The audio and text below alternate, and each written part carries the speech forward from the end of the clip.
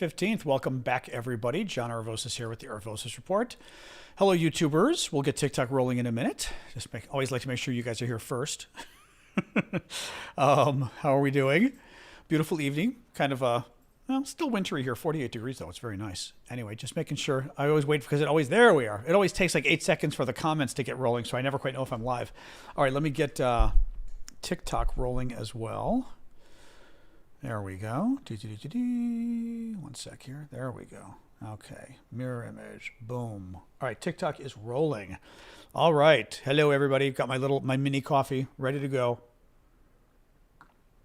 We're going to start with something idiotic from Tucker Carlson, which made me laugh, but it also shows the mendacity, the lying that, unfortunately, those guys do. Hey, Ryan. Oh, best worst. You're here. Actually, I sent you the video on Discord so you can see the stuff we were looking at last night.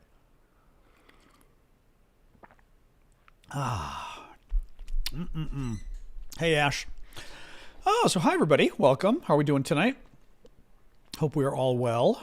It's Thursday. Thank you, Brian. Remember, that means Saturday morning, we're doing our usual hangout. Thank you, Crazy American. Our usual hangout for the paid monthly subscribers, TikTok, YouTube, Discord, Twitch, etc. So join us. We will be on TikTok at 11 a.m. Eastern Time U.S. for the TikTok monthly subscribers. Thank you, Mark.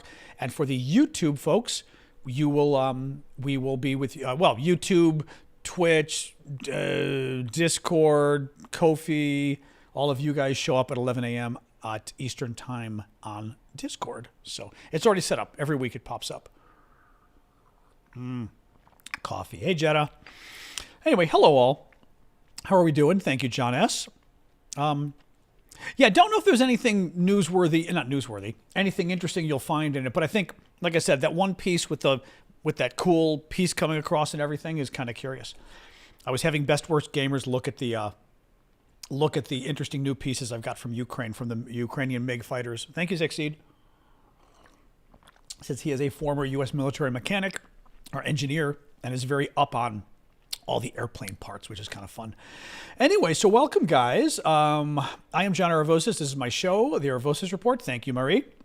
I cover this Monday to Friday. Thank you, Life. Monday to Friday, 6 o'clock Eastern Time U.S. Cover the latest news from Ukraine. Thank you, Martin. Thanking everybody with the gifts on TikTok. I do this for a living. As I said, I do this full time, and I'm able to do it with your guys' gifts. Your guys' gifts help me pay the bills, so please keep them coming. We will dive right in, actually. Why not? So today is day 721 of Vladimir Putin's special 3-day military operation in Ukraine. I want to start with the Tucker Carlson thing because it made me laugh. But it also shows you the sort of the mendacity and the lies that come from that group of people. Now, Tucker Carlson, as I've told you guys before, is a far-right American propagandist. He is very pro-Russia, very pro-Putin, very pro-Orban in Hungary as well, which a lot of the international folks will appreciate what that means. He likes dictators. He likes Trump. But he's a big liar, and he actually got into trouble. He got fired from his job at Fox News. He was the #1 guy on the air at Fox News, the big Republican news outfit here in the States. Well, Fox claimed, and I love this, thank you, Carlos. Fox claimed it's because there were complaints about his workplace environment, the way he treated women or some crazy thing like that. He got fired because he cost Fox News $780 million in a court settlement because he lied about the election. And Fox News, even Sasha doesn't like it. Sasha, seriously. Hey. Oh, my God. 14 years of this, guys. 14 years of this dog seeing the same neighbor across the way. The same. 2 years she was in New York, or 1 year Chicago, 1 New York. That was it. Thank you, Crazy. The rest of the time here in D.C. has always seen this neighbor. Sasha. And twice a day, in the morning, if she's up in time for his curtains to go up, and at night, like the curtains go up or down or the light goes on, and she flips out. Anyway, oh my God. Thank you, Mustard. Dear Lord. Anyway, Tucker was on CNN. He was on CNN, he was on MSNBC, and then he went crazy. So anyway, but get this. So anyway, he's this far-right propagandist, pro-Putin, pro-Russia. Sasha's my dog. Pro-Russia, pro-Putin, pro-Orban in Hungary, wishes America was a dictatorship like Russia, wishes America was a nascent dictatorship like Hungary. And he's the one who interviewed Putin last week, and I'm going to talk about that in a minute. But here's interesting. And again, I bring this up because it is important to understand the lies that you are being fed. In my country, at least, by the right-wing media, by the MAGA media. I don't know about in Europe, but the word mendacity is the one I use, which I love. So Tucker today does a video. He's in Russia because he interviewed Putin. Thank you, Louis. He interviewed Putin, and he's in Russia. Thank you, Jasper. Was that Mary as well? Thank you, Mary, for the gifts. And he loves Russia, of course. Thank you, Martin, because Tucker wants America to be like Russia, from the dictatorship to the human rights violations to everything else. So he goes to a local Russian grocery store and does this video. And you can imagine what he does. Look at how great, in Moscow, of course, where you know, the Russians have always done this during the Soviet times and also now. They put the good stuff in Moscow. Because they try to, keep the elites happy, right?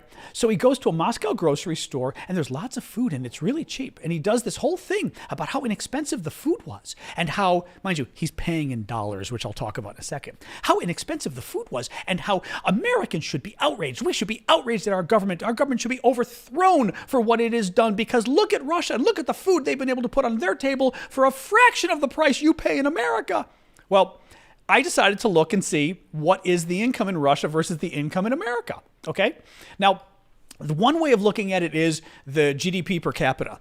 Thank you, Joe, for the gift. GDP per capita is you take the whole economy and divide it by the number of people. And actually, I then pulled up the average monthly salary. It comes out to almost the same. So listen to this. The GDP per capita is $76,000 a year in America, okay? And dollars and euros is more or less the same thing. There's about a 10% difference. Thank you, Charles. So the best way to not have to do the math, just think of dollars and euros as the same thing, okay? So 76,000 a year in America is the GDP per capita. What? Sasha! Hey, stop. No. Jesus Christ. It's the same neighbor for 14 years. Okay, 12 years. She had 2 years of a respite. Okay, thank you. Good girl. Thank you. Okay. Oh, my God. Okay, so we were saying, Tucker Carlson, American far-right propagandist, MAGA propagandist, goes to Moscow, loves Russia, talks about how great it is, talks about how great Hungary is, hates America. We should be like them. We should be more of a dictatorship. If we had a fascist dictatorship, America would be much better. And one of the things he uses as proof is he goes to a Moscow grocery store and points out how wonderful all the food is and how much cheaper it is than in America. The Russians are getting a deal. Why is food so cheap in Russia? Why isn't it cheap in America? And he talks about it being like a conspiracy of the people in power to make things expensive here. Oh, if we could only be like Russia. Well, Tucker's not stupid. Tucker knows why food is cheap in Moscow because he's paying in dollars. That's why food is cheap in Moscow. For Russians, food in Moscow is incredibly expensive. So I looked up the average monthly income. And as I said, if you're looking at GDP per capita, which is one way to look at average income, annual income, GDP per capita, annual in the U.S., $76,000 a year, okay, is the GDP per capita, stand-in for income, $76,000 a year. In Russia, actually, I'm going to ask you guys, what do you think it is? What do you think the GDP per capita is in Russia? If it's $76,000 a year in America, what is it in Russia? Actually, you know what I'll do? I will actually give you the average income. The average monthly income in America is $6,000 a year, a month. Let's put it that way. $6,000 a month.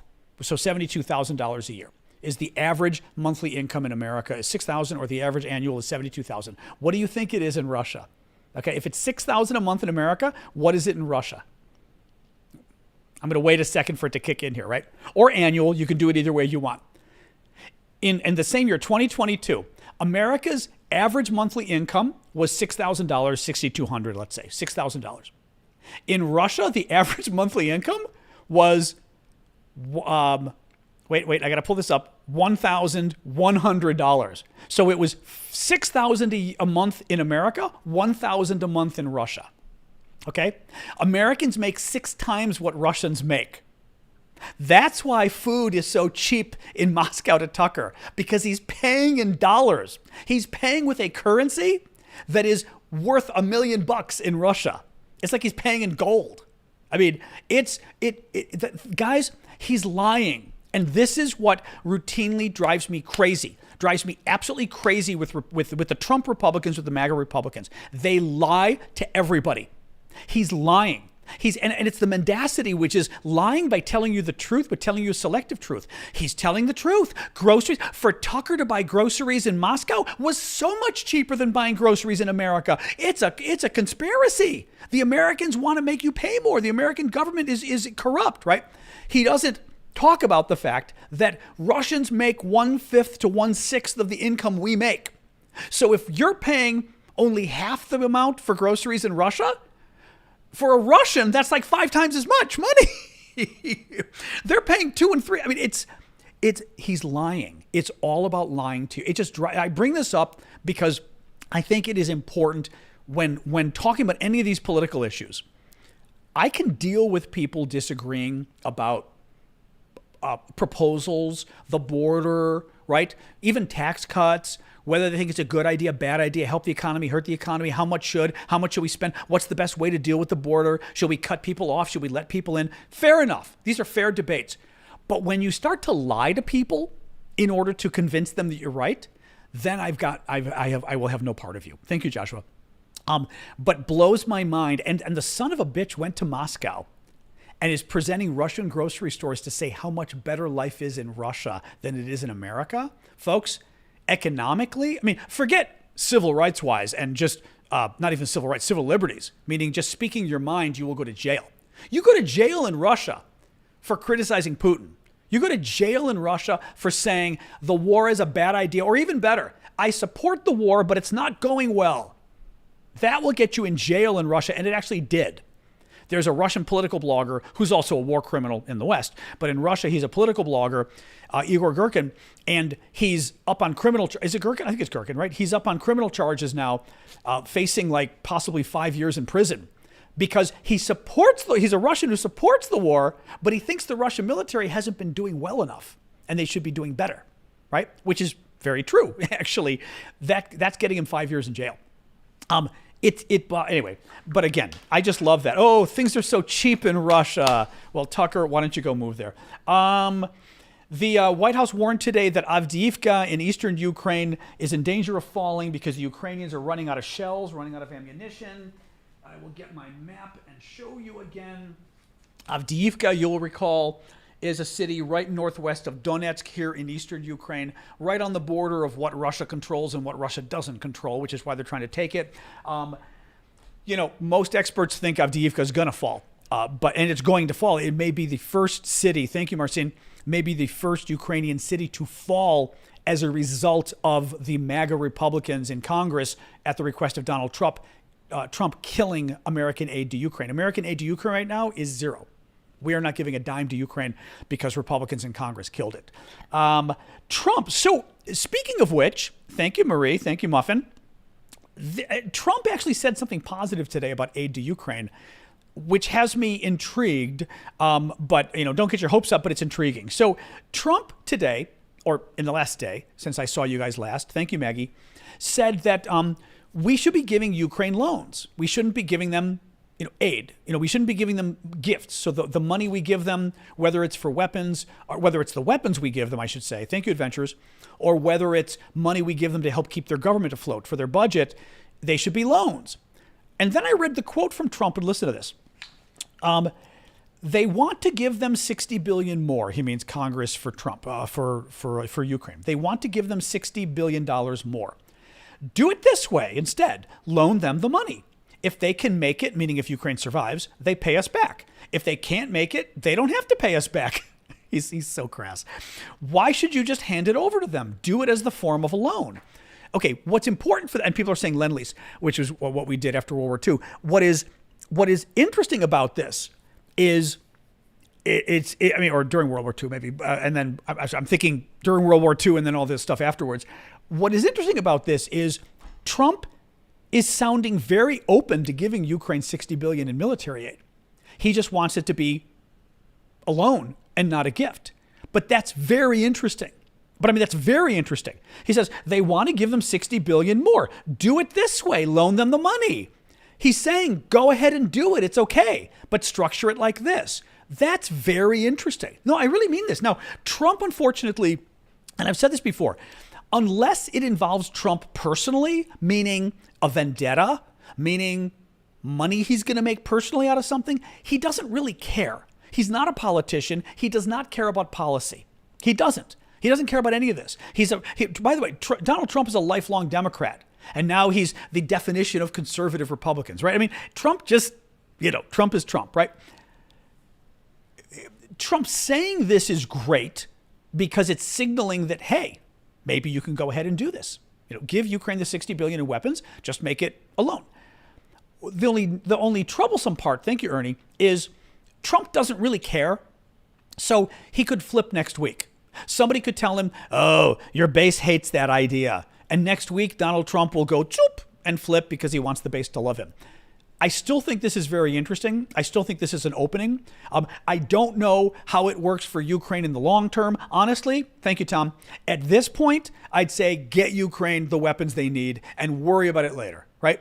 If they're loans, whatever they are, we could always write off part of the loans later. Who knows what we do? But at this point, get them the damn weapons they need, and later we can worry about the fact that they were loans or whatever. Meaning, give them loans now if we want, and that's fine. But thank you, Wood Warlock.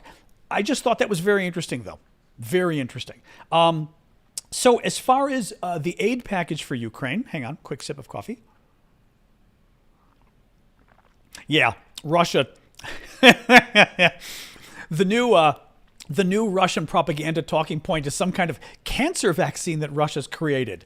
Yeah, if you want to go take a cancer vaccine in Russia, more power to you. I wouldn't be caught dead. They created a COVID vaccine too. Big surprise, it didn't really work. Russian medicine is not exactly where the world goes to get healed, guys. But it's some kind of weird talking point that the Russians are putting up, because I've been seeing it in the comments the last few days. I'm not accusing you, but you may be a Russian troll yourself who just posted it. Thank you, Debsy. Thank you, Lof. But it's been in the comments. Clearly, the Russian trolls are pushing the comment out there. Russia cured cancer. Sure they did. Sure they did. Anyway, so let's talk about Ukraine aid. So again, a couple more possibilities for Ukraine aid. There's talk of a discharge petition in the House in terms of basically, okay, we know that the U.S. Senate has passed aid for Ukraine now, right? They passed a $95 billion bill that includes $60 billion for Ukraine, $61 billion, $14 billion for Israel, other money for humanitarian aid for Palestinians and others.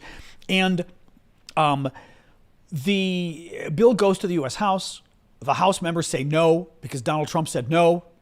Trump said, not until we get a border deal. But then Trump killed the border deal last week. That was a really good border deal because Trump doesn't want any border deal before the election because it might hurt his election chances. He needs the border to be a disaster so he can accuse Biden of it being a disaster, not have Biden actually fix it, and then Biden gets credit.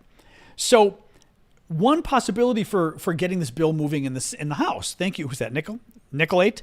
One possibility for getting this Ukraine aid bill moving in the House is something called a discharge petition. Now, I will tell you, I worked in the U.S. Senate for 5 years. I did not work in the U.S. House. Thank you, Adventurers. So I will describe this very simply because House procedure confuses me. But in essence, in both the House and the Senate, the party in power generally decides what legislation comes up to even be discussed. So somebody was saying yesterday about, now that this bill had passed the Senate, why isn't it coming up in the House? And I said, because the House Republicans don't want it to come up and they control the House of Representatives. Thank you, Bryce. There is a way of forcing legislation to come up for a vote. It is called a discharge petition. And basically, it requires a majority of the House to vote to bring a bill up. Well, typically that won't happen because it's going against the will of the majority. So right now, the majority is Republican in the House of Representatives. Thank you, Jen. The current will of the majority, thank you, Tom, for the gift, is that this Ukraine aid bill die. That's what Donald Trump wants, right? And he doesn't want border attached to it either. So with or without border, he doesn't want it. Well, up until today. Today, who knows, right? Trump may be changing his mind. So typically, you wouldn't be able to get Republicans to vote to force the bill to come up when their own leadership says they don't want the bill to come up. right? I mean, it makes sense, right? The House leadership, the guy who runs the House of Representatives for Republicans, we call that the Speaker in America, the Speaker of the House, does not want this bill to come up. His own members are not going to say, screw you, I'm going to vote and force it to come up. They're not going to do that typically to their own bosses, right? But there is a mechanism, and they're getting more frustrated. The conservative Republicans, the actual conservative, not the MAGA, but the actual conservative Republicans who are pro-defense, pro-democracy, anti-dictatorship, no friend of Russia. Thank you, Alex. They could join Democrats in forcing this bill to come forward. I'm not convinced they will, but they're talking about it. Thank you, Alex. Some of them are talking about it. A second possibility is they are talking about, thank you, Fred, for the gift. They're talking about legislation, basically working another deal. Thank you, Fred. Working another more conservative version of the Senate bill. Now, the Senate bill was very tough on immigration. It didn't even include asylum, right? Which was something Democrats have always demanded for people who are already here illegally. Didn't even demand asylum and was very harsh. Well, one thing Republicans could do is get a handful of Republicans together, work with Democrats in the House to pass an even more conservative bill than the Senate bill, because it basically, well, it potentially puts Republicans in a bind, because how do they oppose it, right? And the voters aren't really happy about Republicans opposing these bills. The voters want Republicans. They basically believe the Republicans. The border is in crisis, so why the hell aren't we passing legislation to fix it, right? And I mean, the border is in crisis. So one possibility is just that they work with Democrats in the House, and some of them are, to craft new legislation that's even stricter than the Senate bill that Trump killed. And it wouldn't help Trump, but it would help Republicans in Congress save face, because the House Republicans, for example, could say, thank you, Courtney, well, we killed that Senate bill because it was too liberal, but our House bill, it's much stricter, so it's okay. The problem is Donald Trump. Donald Trump does not want any of this. Mods, keep an eye on the troll on YouTube. I mean, I wouldn't kick him off yet, but he's borderline. He's borderline. Trump doesn't want any deal on the border. Thank you, Aisha. And Trump is not wrong about this. I think, let me rephrase this. Trump's analysis is not incorrect. It's not incorrect, okay?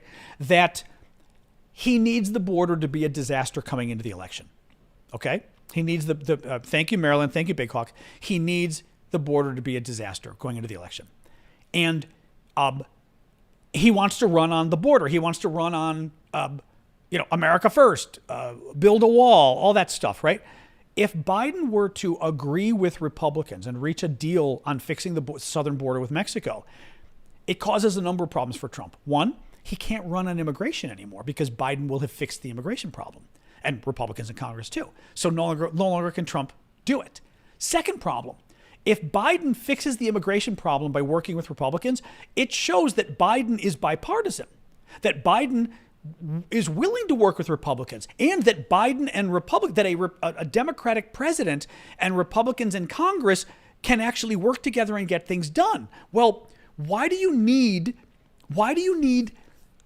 a Republican president with Trump in the fall if the Democrats able to get stuff done with the Republicans? Now, one of the things Trump would say is, right, Biden can't get any of this done. You need a Republican president who can work with Republicans in Congress and do the right thing, right? Well, if right, you get it? I mean, if Biden is able to work with Republicans in Congress to get it done, then you don't need Trump to do it. It seems a Democrat can. So anyway, Trump is not wrong that a deal to fix the southern border or to address the southern border would hurt him politically and would help Biden politically. It would. But then you have sort of a moral issue or an ethical issue, thank you, Monica, of whether we just let 3 million more people illegally cross the border this year, thank you, Annie, because Donald Trump wants to be president. That's kind of BS. Any case, so that's a second possibility, is that House Republicans get together and try to work out more conservative legislation for the border that also addresses Ukraine, that addresses Israel. But as I said, the problem is still Donald Trump.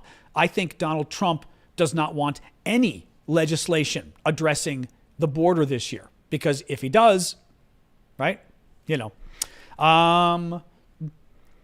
Ashley, let me look. You know what, Ash? Give me a second. Okay, hang on, guys, 1 second. I've got to help Ashley on something over at our YouTube audience. Give me 1 quick second here. It takes me a second to pull this up. Deep.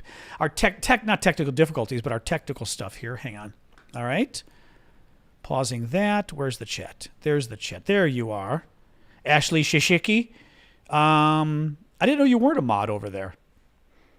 Hold on. Can manage block words and change chat modes in live. Also has capability of standard. Can manage blocked words. Change chat mode. I'm going to let you do that. Just be careful. All right. Ashley, you're a magical moderator now. Woo! Or you should be, at least. I just made you, hopefully. Yep, you are. You're a managing moderator. All right. Well, just like I said, keep an eye. I'm not 100% convinced he's a troll, but he might be. Keep an eye. I haven't read through all the comments, but he might be a troll. Maybe get the consensus from people there. All right. So anyway, let's keep going here, guys. Nukes in space. So, okay, a little bit more on nukes in space. Hey, Callum. Exactly. Callum will hold TikTok down. 1 sec. I know I shouldn't have coffee this late, but I needed to pick me up before we did this. Now, Fiesta says something about how does the Senate passing the bills work? I'm not sure what you mean. The Senate did pass the aid for Ukraine bill. It did not address the border because they couldn't agree on the border because Trump said no. So they passed legislation that gives money for Ukraine, money for like $60 billion for Ukraine, 14 for Israel, maybe, I don't even know, it says 10 or 15 billion for 10 or 15 billion, otherwise for other aid. As I said, I'll make one last comment, Ash. I'm not totally convinced he's a troll. If he's being decent, leave him on. If he's being decent and disagreeing, I'm okay. He's a Russian too, which is fine. And I will tell Misha, who's the Russian visiting us, I don't mind you being here as long as you are polite and as long as you're not here just to disrupt and cause problems. If you're simply here to be polite and disagree, I'm okay with that. But don't be rude. Don't be mean. Don't be disrespectful. All right? And we'll go from there. And Ashley, you can figure out the rest.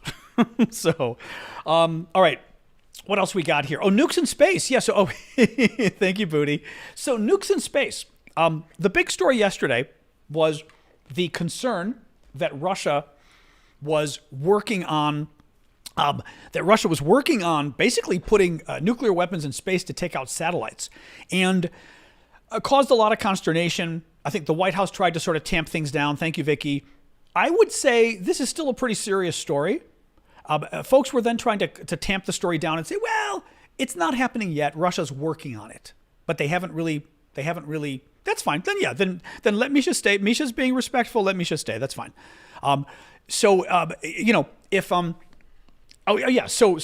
and the space weapons. So people got very worried. The talk was that Russia's working on a weapon, a nuclear weapon it could put in space, and it would use that weapon to basically blow up satellites. It could take out a lot of satellites at once. It could do them with the nuclear blast.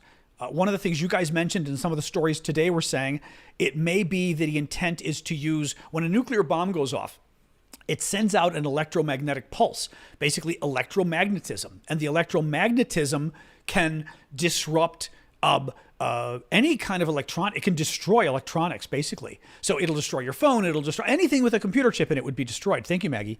And satellites would be destroyed as well. I mean, they might not crush and destroy, but literally they'd stop work. They would burn up. The internal mechanics of it, the electronics would burn. So that's the concern. Now, obviously, you can imagine concern about Russia putting nukes in space. Lots of concerns. Whether they would be used to attack the Earth, whether they would be used, just having nukes in space at all sounds kind of scary.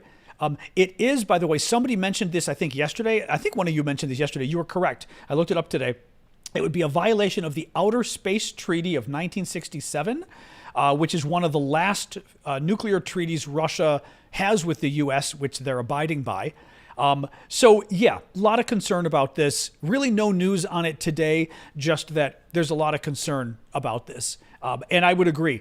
The last thing we need is a nuclear space race with Russia now getting nukes into orbit. I think, thank you, Vicky. We've got our problems with Russia, but let's not get into a nuclear race with, nukes in orbit. Anyway, Ukrainian drone strikes. The Telegraph reports that a Ukrainian drone strike has set an oil depot in Russia's Kursk region on fire, the local governor says. This is part of Ukraine's ongoing strategy to basically go after Russia's oil capacity, not to hurt Russia itself, but to make it, thank you, who's that for the hat? Darian, thank you, Darian, in the rose too, but to make it harder for Russia to do two things. One, provide oil and fuel to its military, right? They're going after oil production in Russia, but two, to hurt Russia's revenues that it would use for its military and use for its economy. Thank you, Jane. Thank you, Robert, for the gifts.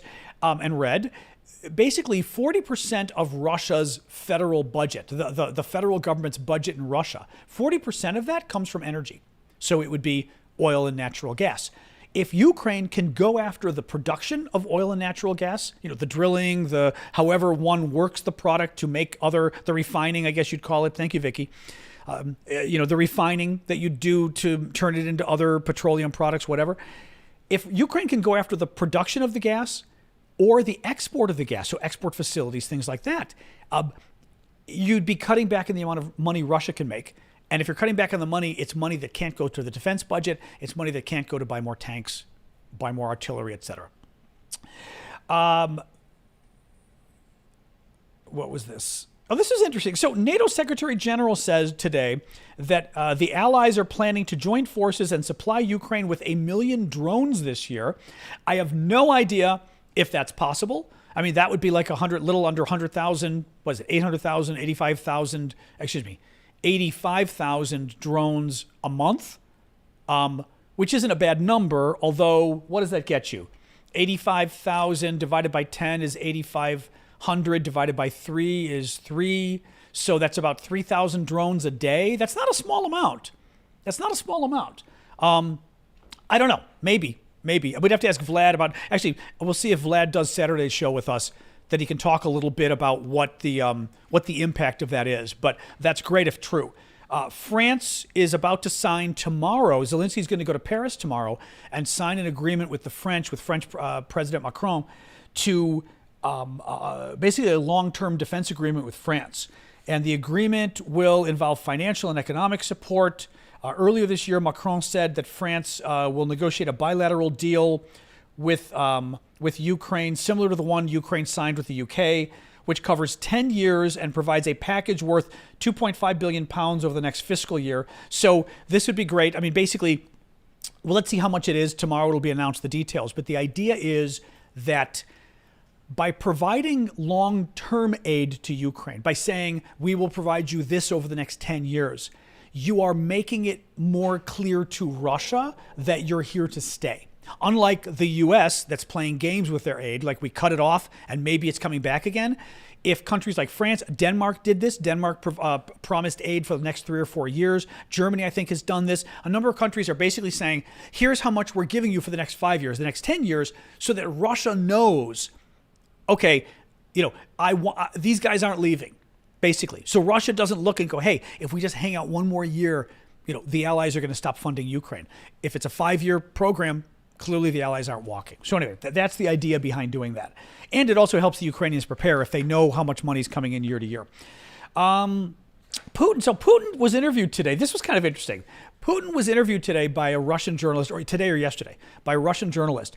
And he did sort of two remarkable things. First, and keep in mind, by the way, before I get into this, Putin lies. I mean, he's KGB. He will always be KGB. It's sort of like what people say about Marines. When they say there are no former Marines, there are no former KGB colonels. He was brought up as a spy. The KGB was the Russian CIA, so to speak. Thank you, Oklahoma. He's a spy, and he always will be. He is a chief of manipulation. He's always playing games, and manipulating, right? Trying to sort of get inside your head. So Putin did an interview today. And he basically praised Biden, criticized Trump, and criticized Tucker Carlson. I'm going to go through the details, but my point is, with Putin, you've got to think why he's saying this. Thank you, Lori. Because what he's saying may or may not be true. He's saying it for a political, strategic reason. but it very easily could not be true what he's saying. He's trying to play with your mind, and I'm not quite sure why he's doing it. So first thing, he was asked, does he prefer Trump or Biden for president? He said he prefers Biden, which is funny because everybody knows he prefers Trump, but he said he prefers Biden because Biden is, all right, go out there, go kill him, go kill him, killer. Because Biden is more of a traditional politician. He is more predictable and more experienced. Now, what is interesting with what he said is not wrong. And typically in foreign policy, you want foreign leaders that are predictable. And I mean, it's funny because predictable might sound bad, right? Oh, you're so predictable, right? Wouldn't it be better to have a leader who's crazy and the bad guys never know what he's going to do? Well, no, it's not, because you don't want them. Of course, you're coming back in because you don't want foreign countries like North Korea is a good example. You don't want North Korea confused about whether the U.S. is getting ready to bomb them. You want North Korea to go, yeah, we know Biden, he's sane. We know somebody like Biden isn't just going to attack out of nowhere, right? So that we, North Korea, don't have to get ready to attack out of nowhere first, right? If you're dealing with a crazy person, forget crazy. If you're dealing with somebody totally unpredictable, then you're constantly worrying of what they're going to do. And you're constantly going, okay, I know we're not at war, but this guy's unpredictable, right? Actually, a perfect example, Trump after the election. After the election, China, and Trump gets really pissed about this, but China was so concerned that Trump was going to attack, basically, after the presidential election in 2020.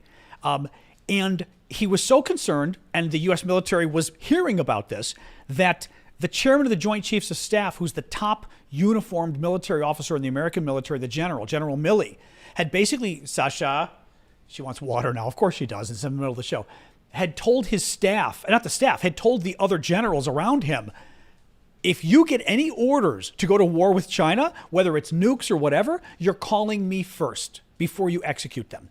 Because he was so worried about Trump playing some kind of game by declaring war on China. If you are dealing with somebody unpredictable, and China was worrying whether that was coming, China could say, well, look, if Trump is getting ready to launch a war with us, and we think he is, and we think he's just crazy enough to do it, we're going to launch our war first, because we might as well, Pearl Harbor, we might as well attack first, destroy as much of the U.S. military as we can, because if we let him attack first, he's going to destroy us first, and we're not prepared. So why not attack him first, take out a bunch of the aircraft carriers, maybe even drop some nukes? I mean, who knows what? That is the danger of having unpredictable leaders in foreign policy. It is sort of established dogma that predictability is a good thing. And whether you're dealing with dictators or good guys and gals, thank you, adventurers, you want predictability. So anyway, it's interesting that Putin said he prefers Biden because he's predictable, but Putin's a liar. So my point here is we have no idea if Putin really prefers Biden. We have no idea if he really thinks Biden's predictable. He also said, by the way, he defended Biden's mental acuity. He said, well, I haven't talked to him recently. He said, but I met him 2 or 3 years ago when he was already being criticized as having issues, with his thinking or his memory. And he said, I saw none of that. I saw a very competent leader. Very strange that Putin's saying this stuff. I mean, A, he's screwing with Trump. B, he's pandering to Biden. Thank you. Who's that? Jeffrey. Thank you, Jeffrey. He's pandering to Biden. It's possible he's trying to woo Biden now for some reason. It's also possible, frankly, he's just screwing around. He's trying to just mess, because we all know that Putin has been playing in our election since 2016 and didn't stop. He's been trying to get involved, trying to confuse Americans on the election, using all their trolls and everything else. So it's also just one more way to just screw around, to sit there and say, on one hand, I'm paying all these trolls to just make a mess of your election. On the other hand, and I'm clearly pro-Trump. On the other hand, I think Biden's a much better president, right? This kind of crazy stuff. All right, a little bit more. Oh, and then adding to Putin just playing games, Putin criticized Tucker Carlson. So Tucker Carlson, I said, was that far-right activist who goes to Moscow and interviews Putin, and very proud of himself. I'm the only journalist who was willing to interview Putin. And then Putin got really pissed off because Putin was like, you're not the only journalist who is willing to interview me. I get interviews all the time, and I get requests all the time. I just happen to pick you. But so Tucker got a little too full of himself, and it pissed Putin off. Well, Putin says during an interview that or was this real quick? That with the Russian press today, that Tucker Carlson's questions were too easy. He was surprised Tucker didn't ask tougher questions. He was surprised that Tucker just let him ramble. He said, I gave these soliloquies, which he did for like half an hour, and Tucker let him. He goes, I was very surprised he let me, like he didn't jump in. And he says, I really was kind of bored with the whole thing. So now for some reason, Putin also thinks, so A, Putin is sort of supporting Biden, B, criticizing Trump, C, criticizing Tucker Carlson, who's like Trump's, emissary. He's like a MAGA activist. He's screwing around, and I don't know why he's screwing around, but he's screwing around. That's what I mean. Like, I wouldn't even believe him when he's attacking Tucker. He's playing games, and I don't know what it is, but somehow Putin has decided attacking MAGA is his latest game he's going to play. Now, thank you, Michael Robes. Now, the danger from Putin's perspective is, you start attacking Trump and you start attacking Tucker, you're starting to make it more possible more easy for Republicans in Congress to support aid to Ukraine because Putin's turning on Trump. So he's no longer Trump's ally. It's very interesting. He is playing both sides. It's very confusing. Very confusing. A little bit more here. Taylor Swift. So a new poll from Monmouth College. Monmouth is a trustworthy pollster. Shows 1/3 of Republicans, thank you, Jeffrey and Andres. Please keep the gifts coming, guys, TikTok and YouTube. I do this for free, and I do it full-time. Your gifts help me pay the bills to keep doing this, so please do. 1/3 of Republicans believe the Taylor Swift conspiracy theory. So for some crazy reason, Republicans decided, thank you, Jeffrey, thank you, Marlene, to take on Taylor Swift, who I have to admit, I, of course, knew of her. I'd never heard any of her. I knew she was like a musician. I'd never heard any of her music. I knew of her, and I finally, I forget who, one of you actually gave me several songs to listen to. She's very good, very kind of, very almost sad. I find her music's kind of very thoughtful, but kind of sad in a way, very balladic, ballads. In any case, it was very good. Well, the MAGA Republicans have decided they hate her. And they've been eviscerating her. Candace Owens, who's this right-wing African-American activist, MAGA activist, who's always, she's a Republican, she's MAGA. Very kind of any issue that black people care about, she tries to destroy. And she said today, where's my quote? Hold on, I've got to find my Candace quote here. Oh no, I didn't put it on here. Shoot. The quote from her was, oh wait, I've got to find this. This was the best quote from her. Hang on. I think I've got it in my notes here. If not, I'm going to kill myself. Oh no, I don't have it in front of me. She called her psychotic. She called Taylor Swift psychotic. She's the most radical feminist ever. Thank you, Tigger, for the gift. Basically, Taylor Swift's sin that got all the MAGA Republicans to hate her now and demonize her is she urges her fans to register to vote and vote. And Republicans don't like that because young people tend to be more Democratic than Republican. Taylor isn't even telling them to vote Democrat. She's just telling them register to vote. Republicans don't like it. So they've been demonizing her. They created a conspiracy theory. Thank you, Anastasia. They created a conspiracy theory that we had the Super Bowl this last week or so, last Sunday, which was the biggest football game of the year, American football, the big final match. It's our World Cup of football, okay? And, the one team won, Kansas City. And, of course, then there was a shooting at their rally yesterday or today, whenever it was, because that's what we do in America. Thank you, Vicky. And Republicans created this conspiracy theory that Taylor Swift, this singer, had a conspiracy with George Soros, who's a Hungarian-American banker, Jewish, rich, and pushes all the buttons because he's Jewish and he's rich and a banker. Thank you, Tigger, for the Republican conspiracy theory folks, because they like attacking Jews and all this kind of crazy. And they like to feed into the crazy wing of the Republican Party that thinks, the bigots, basically, that Jews control the world and this kind of crap. So the theory is, and they literally are putting it out there, everywhere, that Taylor Swift was in cahoots with George Soros, the billionaire banker, to steal the Super Bowl, that they fixed the Super Bowl, okay? The Super Bowl, I forget what's the word I'm looking for here, when basically you plan in advance who's going to win, right? So it wasn't a real game. And Taylor did it because her boyfriend is on one of the teams that did win, and she was going to use the opportunity to rig it. Yeah, she was going to rig it. She was going to use the opportunity to endorse Biden, and somehow she and George Soros were going to get Biden elected by rigging the Super Bowl. 1/3 of Republicans believe this stupid conspiracy theory now. 1/3, guys. 1/3. That's insane. It shouldn't be 1/3. It should be like 5% of the crazies, not 1/3. Even worse, the Monmouth poll asked Republicans, do you support or approve or disapprove of Taylor Swift urging young people to register to vote in the presidential election? Did I pull the number? Oh, God, I didn't pull the... Yes, I've got the numbers here. Hang on. I think I've got my numbers right here. Come on. Oh, I'm going to kill myself. I had them. I did a video, but I know the numbers. Independents are like 70% approve. Now, independents ought to be 90% approve. 70% of independents approve of Taylor Swift urging young people to vote. How could you disapprove of urging young people to vote? Okay, but anyway, 70% of independents approve. 80% of Democrats approve. Again, it ought to be 99% who approve of urging young people to vote. Again, not vote Democratic or Republican, just vote. Among Republicans, 49 or 47% of Republicans support Taylor Swift urging young people to register to vote and to vote.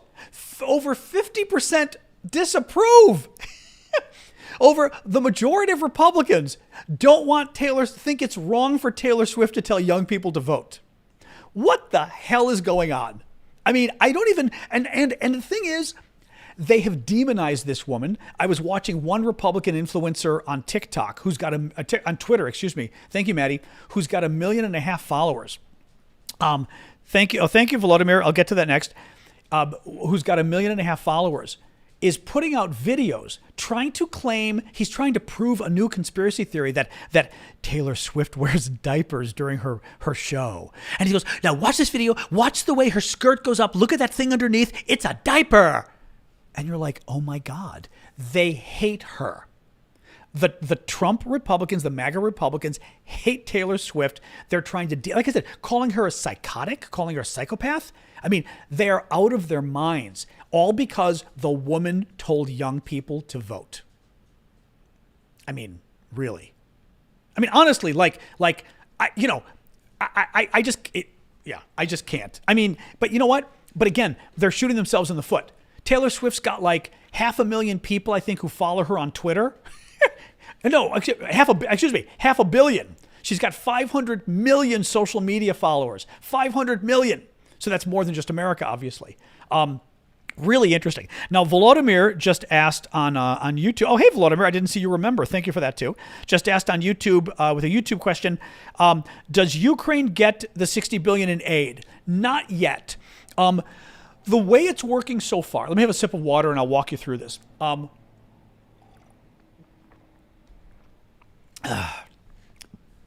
Thank you, Hedge. In order for Ukraine to get the money or the aid, and in order for any legislation to pass the U.S. Congress, it works, well, actually, it probably depends in different countries, but I worked in the United States Senate. The way it works in the United States Congress is, thank you, Martin, you have to basically pass the legislation in each body, in the Senate, in the House. So the Senate has to pass the $60 billion for Ukraine. Then the House has to pass the $60 billion for Ukraine. Thank you, Joe. Then, let's say both sides pass it. Then there's a negotiation because typically the bills are a little different. Maybe the Senate is $60 billion. The House right now is talking about maybe there was one counter proposal, maybe $40 billion. Let's say that's what actually happens. Now, it's not happening yet, but let's say it happens. So the Senate passes $60 billion for Ukraine, which it did.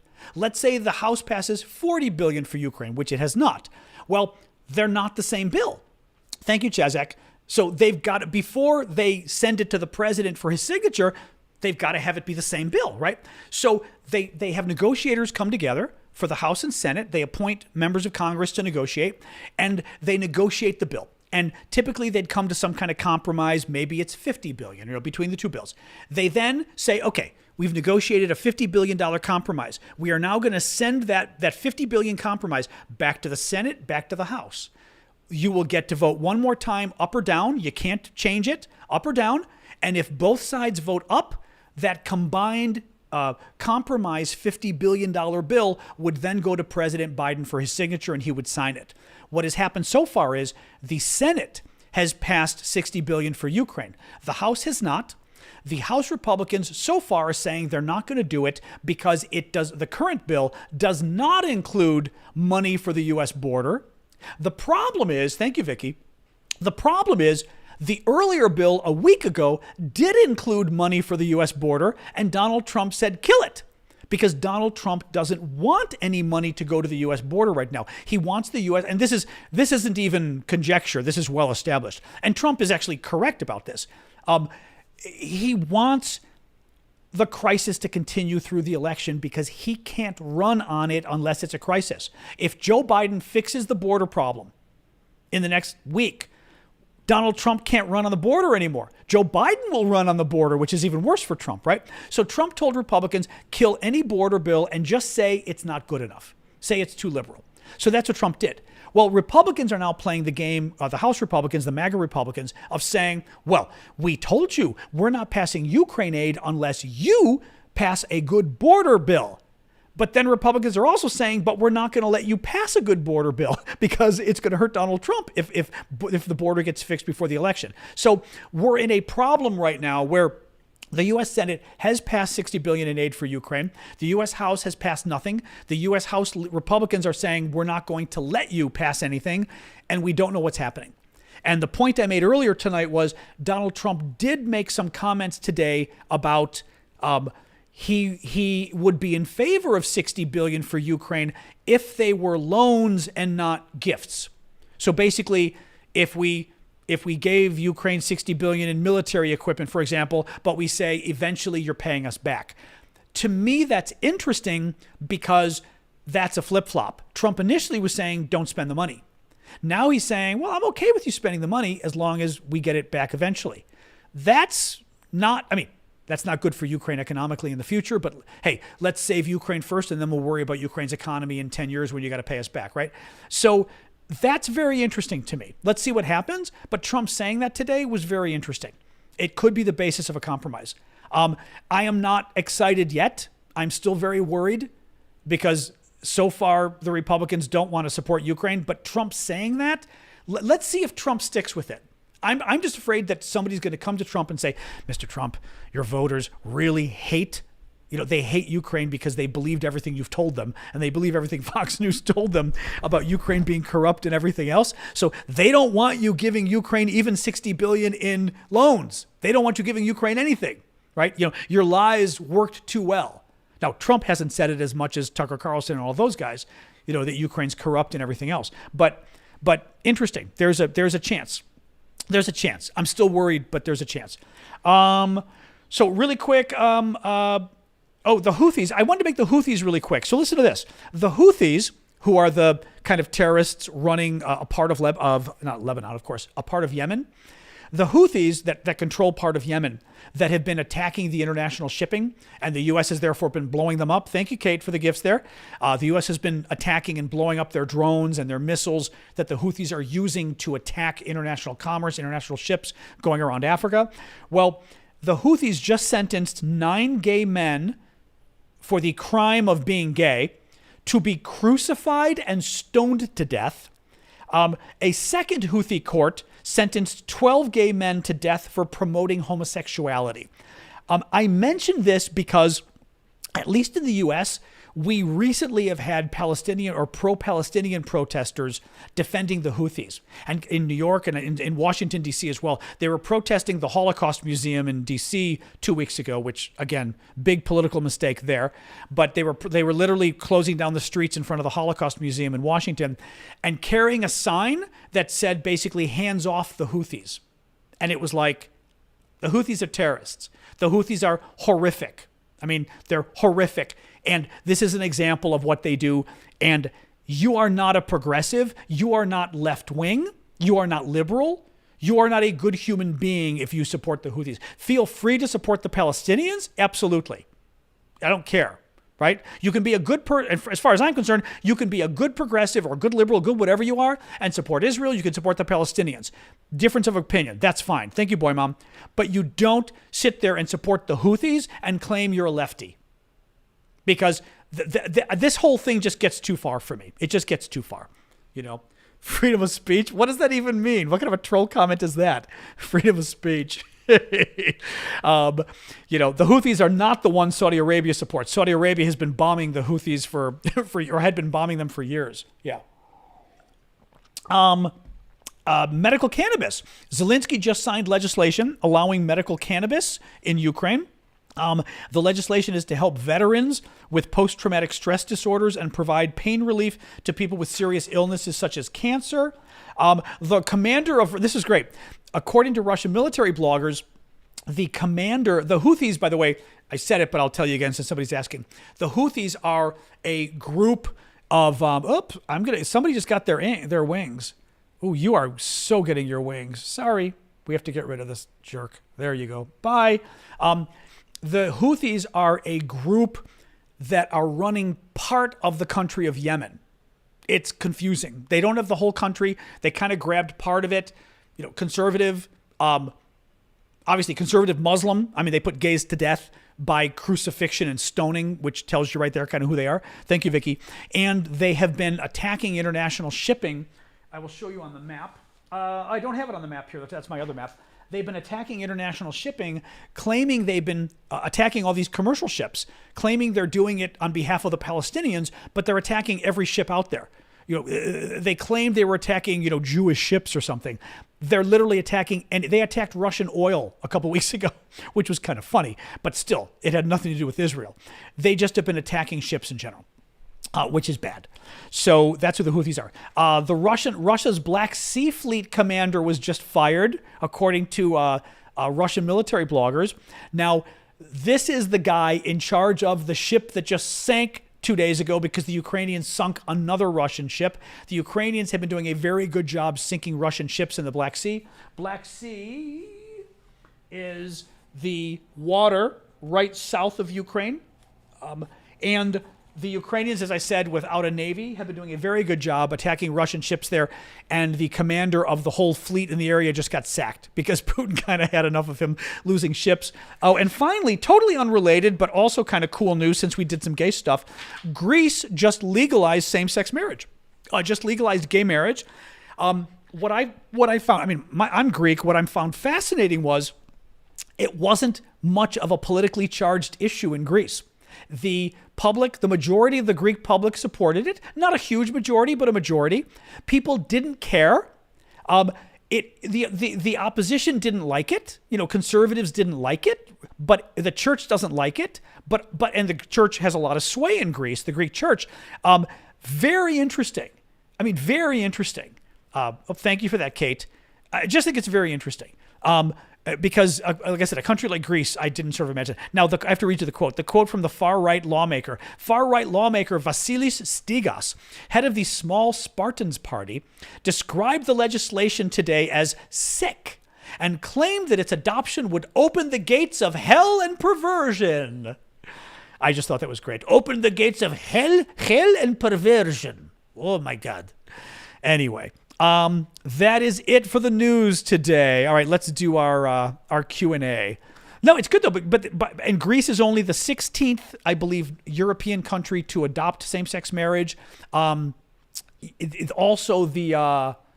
is the first Orthodox country to adopt same-sex marriage because you've got the Eastern Orthodox, the Greek Orthodox, Russian Orthodox, Ukrainian Orthodox. I think the Bulgarians. I don't know if Romanians. Are the Romanians Catholic? I always forget about that, whether the Romanians are Orthodox or not. But you've got a number of the countries that sort of share similar Eastern Orthodox faith. Thank you, Running on Coffee. Very interesting. Anyway, very interesting. Thank you, Dawn. It is. Oh, Greece is definitely Orthodox, and the church is quite powerful. So very interesting. Romanians are Orthodox. Okay, I wasn't sure about that. I'm seeing Roman Catholic too. Okay, I'm seeing a disagreement here. Armenia, I did see that, but I'm really not up on it, Norwegian Zebra. There was talk today of Armenia and Azerbaijan going to war. Serbians are Orthodox too, correct? Going to war soon, but I'm not. I just saw it briefly, and I'm not really up on it. And it's a little bit tangential to our discussion here, so I didn't really look into it. Since, more or less we're focusing on Ukraine and all of that. But though it will certainly involve Russia if they go to war. Because it's on Russia's border, and thank you, Super Hornet, and they're former members of the Soviet Union, former republics of the Soviet Union. That's interesting, Martin. Yes, what Martin said, can the House add an amendment to the Ukraine aid bill to make it a loan and send it back to the Senate? Yes. Well, what they would do is, again, some of the procedure gets over my head because I don't know House. All you would have to do is bring up the same bill, because you would write the bill. You would write the bill as exactly the same, but it has one more line that says everything we give them is a loan, it's not a gift, and it has to be paid back in this period of time. You pass it, and then, as I said, you'd have a negotiation then, because the House bill would be $60 billion for Ukraine as a loan. The Senate bill would be $60 billion for Ukraine as a gift, and they would have to get together and negotiate, make one unified bill, and then House and Senate would vote on that bill. So yes, the problem is House Republicans have already said the Senate bill isn't conservative enough because Donald Trump doesn't like it. Now, Donald Trump doesn't really care about the bill. He just doesn't want a bill passed at all because he doesn't want the border problem solved. Meaning he wants the border problem to be a problem up until the election so he can say, look, Joe Biden didn't fix this. So I'm not convinced what kind of deal will work to pass aid to Ukraine, because Republicans in the House say it's got to include money for the border, but no amount of money for the border or no amount of new policy will be enough. So what do you do? Anyway.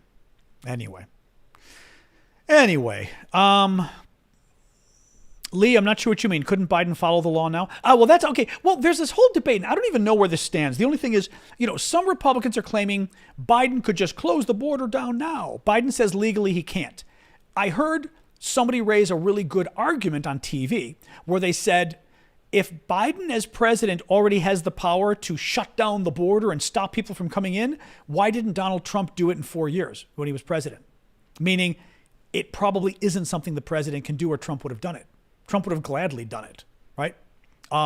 So I thought that was a very good argument, actually. As far as I don't know the I don't know the legal aspect of the immigration law and whether Biden could or couldn't. But if Trump could have, he would have.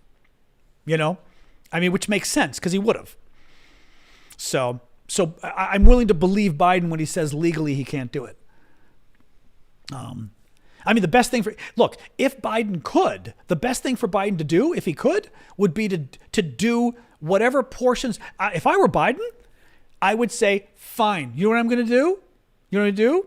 Oh, pancake. I love that. Pretend to be a journalist. Sorry, we have trolls coming. I'm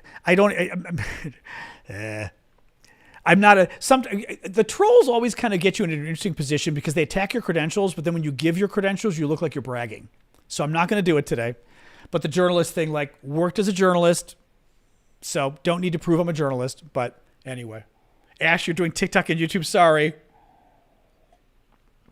The goat, exactly.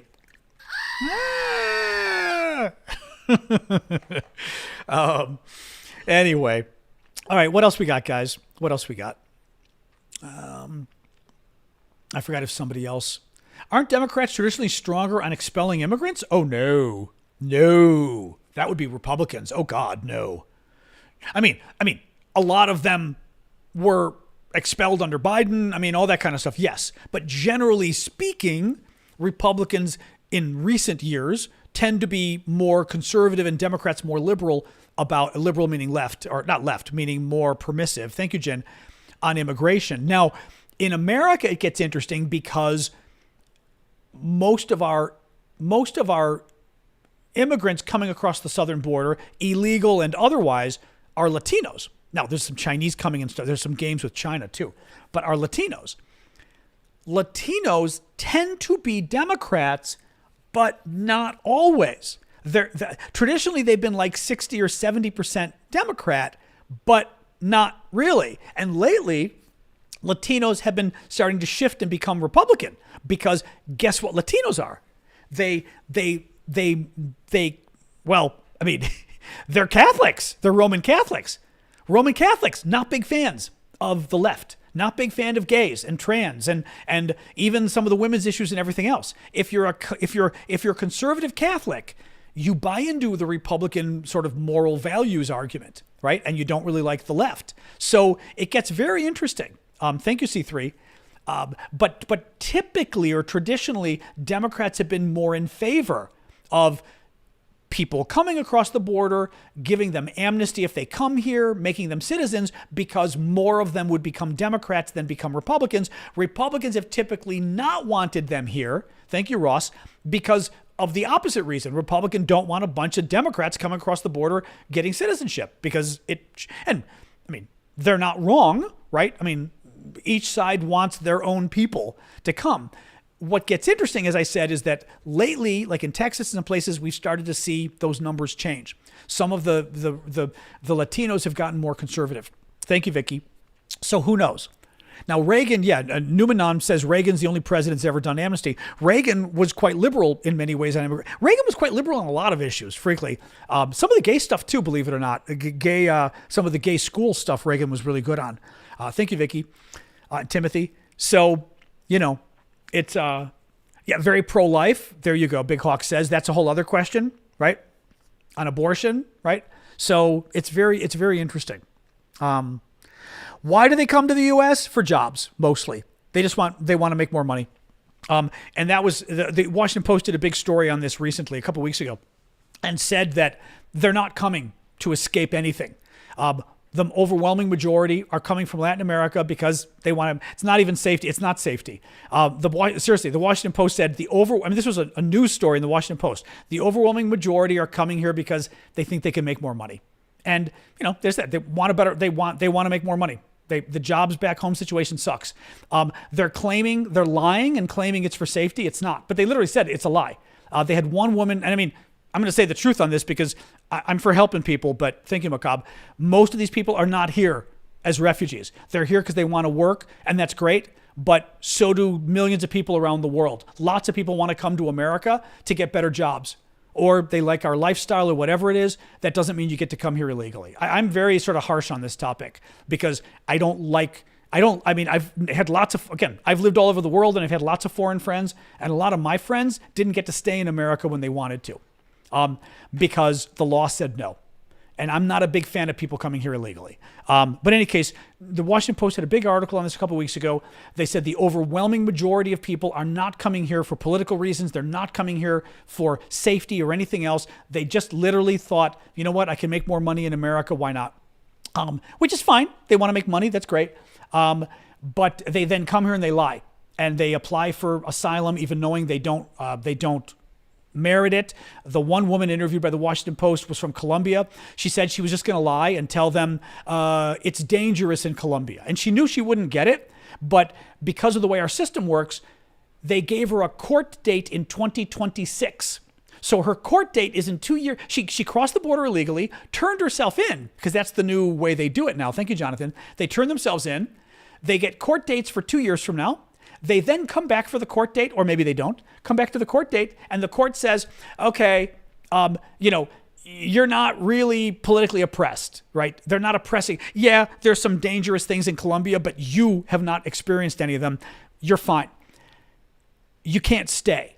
But because we've got literally tens of millions of people here who are illegal, we're only going after the people who have broken laws. Who have broken like violent crimes and things. So that woman knows she's never been kicked out. She's never been kicked out. So it's like, okay. So that's what's going on. And, unfortunately, it took Democrats. Well, again, I also think Democrats have got that. I mean, we don't have to get into the whole border thing because it's off topic, but I think Democrats misunderstood or misread the Latino community too. They've got this notion that the activists who are not pro-immigration, who just kind of do want open borders, they kind of assume that Latinos overall want that. I'm not at all convinced of that. I think from at least what I've heard, a lot of American Latinos don't love the idea of people coming here illegally because a lot of them didn't come here illegally. They came here legally. So I think Democrats have sort of misread the situation. But also for the American public at large, no one is thrilled about people coming illegally. It's 3 million people a year crossing the border illegally. That's ridiculous. It's absolutely ridiculous. And to have them lie about asylum, I'm sorry. I just think it's absolutely ridiculous. I mean, anyway, my family came here legally. You look dual national, except they came legally. I like immigrants. I speak 5 languages. I've traveled to 30 countries. I've lived in multiple countries. I like immigrants. I like foreigners, but I like them to be legal and not.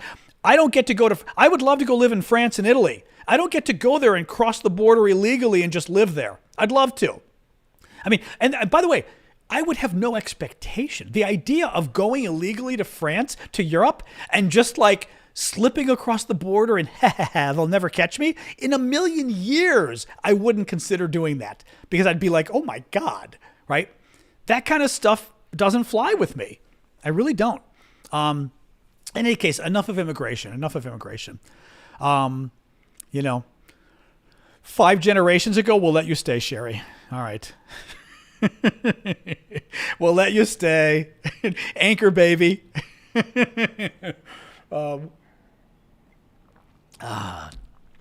No, the border situation, but I will say immigration is an interesting case now because Biden agreed. I mean, Biden and the Democrats called the Republicans bluff.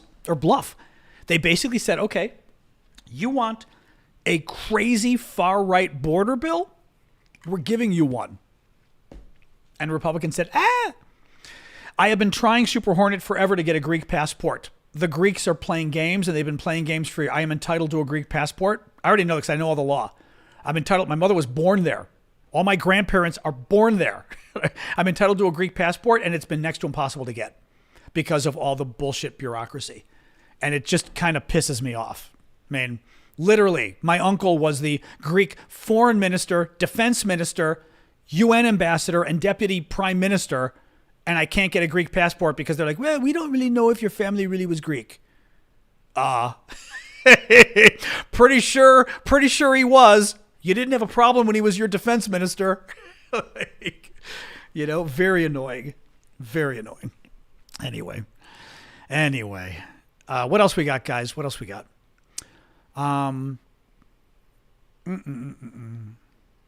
Yes, Republicans did write the border bill and Republicans rejected it. Basically, what happened was in the Senate, they picked a conservative Republican, Jim Langford of Oklahoma, very conservative guy. Not really, I would say, I mean, he's MAGA enough, but meaning he's a typical traditional conservative right-wing Republican, okay? He's a right-winger. So they picked him to negotiate on behalf of the Republicans because he's very conservative. So they knew he wouldn't give away the shop, right? Well, he negotiates a bill. The Democrats actually come along and say, okay, we'll agree to this really kind of far-right border bill that is it's stricter than anything in decades that Democrats have ever agreed to. And Donald Trump went, because Donald Trump, and told the Republicans to kill it, and they killed it. And as I said, Trump is correct in his analysis, in that his analysis is, if Biden solves the immigration problem, it's going to give Biden a big boost for the election, and it's going to hurt Donald Trump because Donald Trump is trying to run on the border. Donald Trump is saying the border's a mess, right? If Biden fixes it, Donald Trump can no longer say the border. And this is not conjecture. We know this. And Donald Trump is correct. It does hurt his chances if Biden fixes it, because Biden gets credit and Trump can no longer say, build the wall. If they go, well, Biden already kind of built it. Biden didn't build it. He built a metaphorical wall, right? Well, Biden built it. It's like, oh, okay, never mind. So that is why I worry that no deal will get done, because Trump can't accept any border deal. So, Misha, I'm still trying to figure out how you're even here because of Russia's censorship of the internet and all of that. But glad you've had a good discussion with everybody. I just saw your comment. But still trying to figure out how because I couldn't follow all the discussions. I assume VPNs, but still, no, I'm assuming VPN. What else would it be? Thank you, Elle. Thank you, Nicholas. I will tell you, because we've got a Russian over on YouTube with us tonight. Typically, when we see Russians, which is very rare, but we see them because they're being trolls. They come and they're just here to, throw bombs, verbal bombs. So it is always a little suspicious as to how a Russian was able to sort of get on and join us. But again, if you're here with an open mind and trying to be a good guy, you are welcome. So. Anyway, Oleg is Russian, but you moved to Germany. There's a lot of Russians in Germany. I assume you're one of the good ones if you're here with us. There have been a lot of crazy Russians in Germany protesting from what I saw in the last 2 years. They're sort of not crazy, but you know what I mean? Like, woo, kind of nationalist Russians protesting in Germany. At the beginning of the war, especially, remember in Berlin, or I think it was Berlin. I'm trying to remember where it was. Maybe it wasn't Berlin. I'm trying to remember where. No update on Hezbollah. No, not really. I know what a Faraday box is, but I don't know what a Faraday bag is. What is it, like a Faraday? What is a Faraday bag? I know what a Faraday box is, of course, or Faraday cage, actually, we would say, not a box.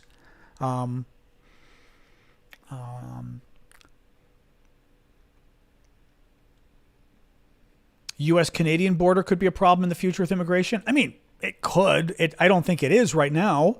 It would depend to some degree. Well, it would depend on what refugees Canada lets in, how many they let in, and all of that.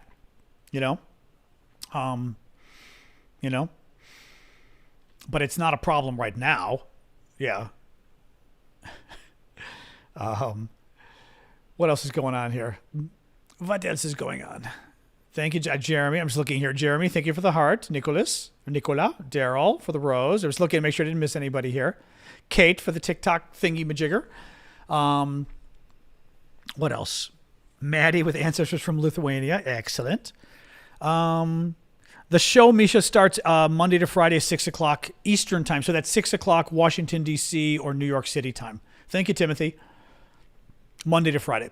So nothing on Avdiivka other than the White House talked about it today and said Avdiivka is in danger of falling because Republicans cut off aid and they don't have enough ammunition. So it's not good.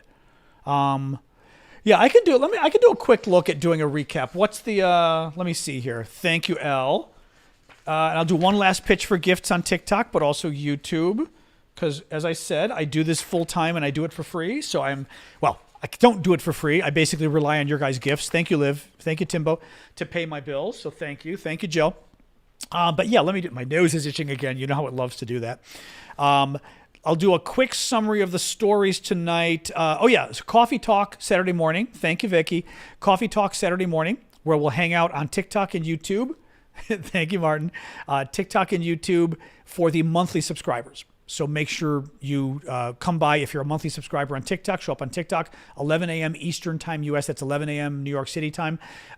For the rest of you, Ko-fi, Discord, I'm already forgetting the other ones, YouTube, Twitch. If you're monthly subscribers, join us over on Discord. Elle, you can become a subscriber right on TikTok. There's something, in my bio on TikTok, there's a little thing that says live subscription, I think. You can just check that out. I'm trying to look here. Hang on. Where is this? I think it's called live subscription. That was the New York City. Yes, live subscription. So if you go to my profile, You see that one underneath the link? It says live subscription. That thing, live subscription. You click that, and it sort of lets you sign up. Yeah. And that would then give you access to the Saturday show on TikTok. If you wanted to come via YouTube and everything else, you would come via the Discord. But it's kind of, I'm agnostic on TikTok or YouTube. I get a little more money when you do it via YouTube. I would just say it's a different crowd, though. Like TikTok is more, YouTube is much more mellow. There's a good number, like there's several hundred people, but it's a slower feed, it's slower comments. So it's more up to you in that sense. Yours, it does show Vicky. For some reason, sometimes on your end, to me, I can see it because next to your name, I see SNN. So it shows me you're a subscriber. Yep. For some reason, on your end, it doesn't always show it. Thank you, who's it, Arunas? Oh, I'm going to guess Lithuanian name. Arunas Mikunas. Or is that Romanian? Okay, I'm going Romanian or Lithuanian. Which one is it? Just curious. Arunas. I'm always intrigued by these names. Wait, which yes, though? Lithuanian, okay. You guys have the most interesting names. Well, because some of them to us, like Landsbergis, are very Greek. Like we always meet Lithuanians and think they're Greek when it's like an is. Because like I'm Aravosis with the IS. But then you get some names like yours that are so different that I'm always kind of like, Thank you, Bart. Thank you, Joe. Yeah, my background. Well, my background is, law, journalism, politics, international affairs is the quick answer of my background. Thank you, Jonathan. I've been working in politics in Washington since 1989. Have a law degree and a master's in foreign service from Georgetown, so international relations, law. Worked in the U.S. Senate for 5 years, worked at the World Bank, worked at the United Nations, a lot of different places like that. I was a stringer for The Economist for a number of years. Stringer meaning you basically write articles for them, but you're not staff, so they don't have to pay you a lot of money. But for The Economist out of London. So I've got a lot of different, and speak 5 languages, so I've got like a lot of different experience, and basically have done I sort of leave out my forte, which is sort of internet activism. I was one of the very early people, all the way back, because I'm older than I look, back to 1995, helping organizations in Washington use the internet for politics, for lobbying, for political action, back in 1995 when it was very, very, very early. So that was really my claim to fame, was doing a lot of, I'm old, as Callum says, exactly, using the internet for politics, and before social media. And which sort of is the nexus of how I came to do this here now, is sort of the same thing. I kind of saw the war in Ukraine. I wanted to help. I felt bad for the Ukrainians. And I thought, okay, and I was already getting a pretty good audience on TikTok, for example. And I thought, how could I use sort of my social media power and my, internet magic to maybe make a difference on Ukraine journalism? So that is my long explanation. Yep. I'm glad I'm not old to you. Exactly. Just a bit older. Yes. Who do I think is perpetuating the war in Ukraine? I mean, it depends what you mean by that. I mean, it's Putin's fault. I mean, Russia plays a cute game of, NATO is so threatening to us. First of all, okay, let's pretend Russia's telling the truth and NATO was such a threat to them, okay? Did that require Russia to go in and commit war crimes? Thank you, Liv. Did that require Russia to go in and do what they did in Bucha, where they just slaughtered the civilians? Did it require, because NATO is expanding, thank you, R19th, did that require Russia to go in and kidnap tens of thousands of up to 20,000 Ukrainian children and bring them to Russia and basically sell them? I mean, they're brainwashing these kids to think they're Russians. They're telling these kids, your family doesn't love you, they've abandoned you, and giving them to Russians to grow up as Russians instead. I mean, really? What in what possible universe does NATO expanding mean Russia has to conduct the war in the way they're doing it? They're lying. Russia has, I should say, Putin and the Russian government has always wanted to take back Ukraine. They are pissed that They are pissed that they lost Ukraine. They're pissed that they lost the Baltic states, that the Soviet Union dissolved in 1991. Putin has never forgotten. He's never forgiven Gorbachev for that. And he wants it back. At the very least, he wants Ukraine back. And I think he wants the Baltic countries back. Latvia, Lithuania, Estonia. Because they look at them as, traditionally Russia, whatever kind of BS. That's why the war happened. That's why the war happened. And no, the same does not apply to Israel in any way. Because Israel is way more complicated. You could just as easily argue Israel has been bombed by Palestinian terrorists for 75 years. For 75 years, the Palestinians have raised terrorism to an art form. That may not give the Israelis the right to kill Palestinian civilians today, but it certainly gives Israel the right to be pretty damn concerned about what's going on at its border. And the reason I get pissed about it is because people kind of don't do their research and they come, and I'm not kind of knocking you, but a lot of you are young and you didn't get to experience the terrorism we got to watch for decades. My generation got to watch the Palestinians murder innocent men, women, and children of all faiths, not just Jews, around the world, blowing up airplanes, taking ships hostage, horrific acts of terror that these guys did for 75 years. So the issue is, I get pissed about it because the issue is a lot more complicated. And now people like to look at it and go, Netanyahu's a horrible, and he is, I think he's a nasty man. And he doesn't mind killing civilians, and it's true. He's a nasty man.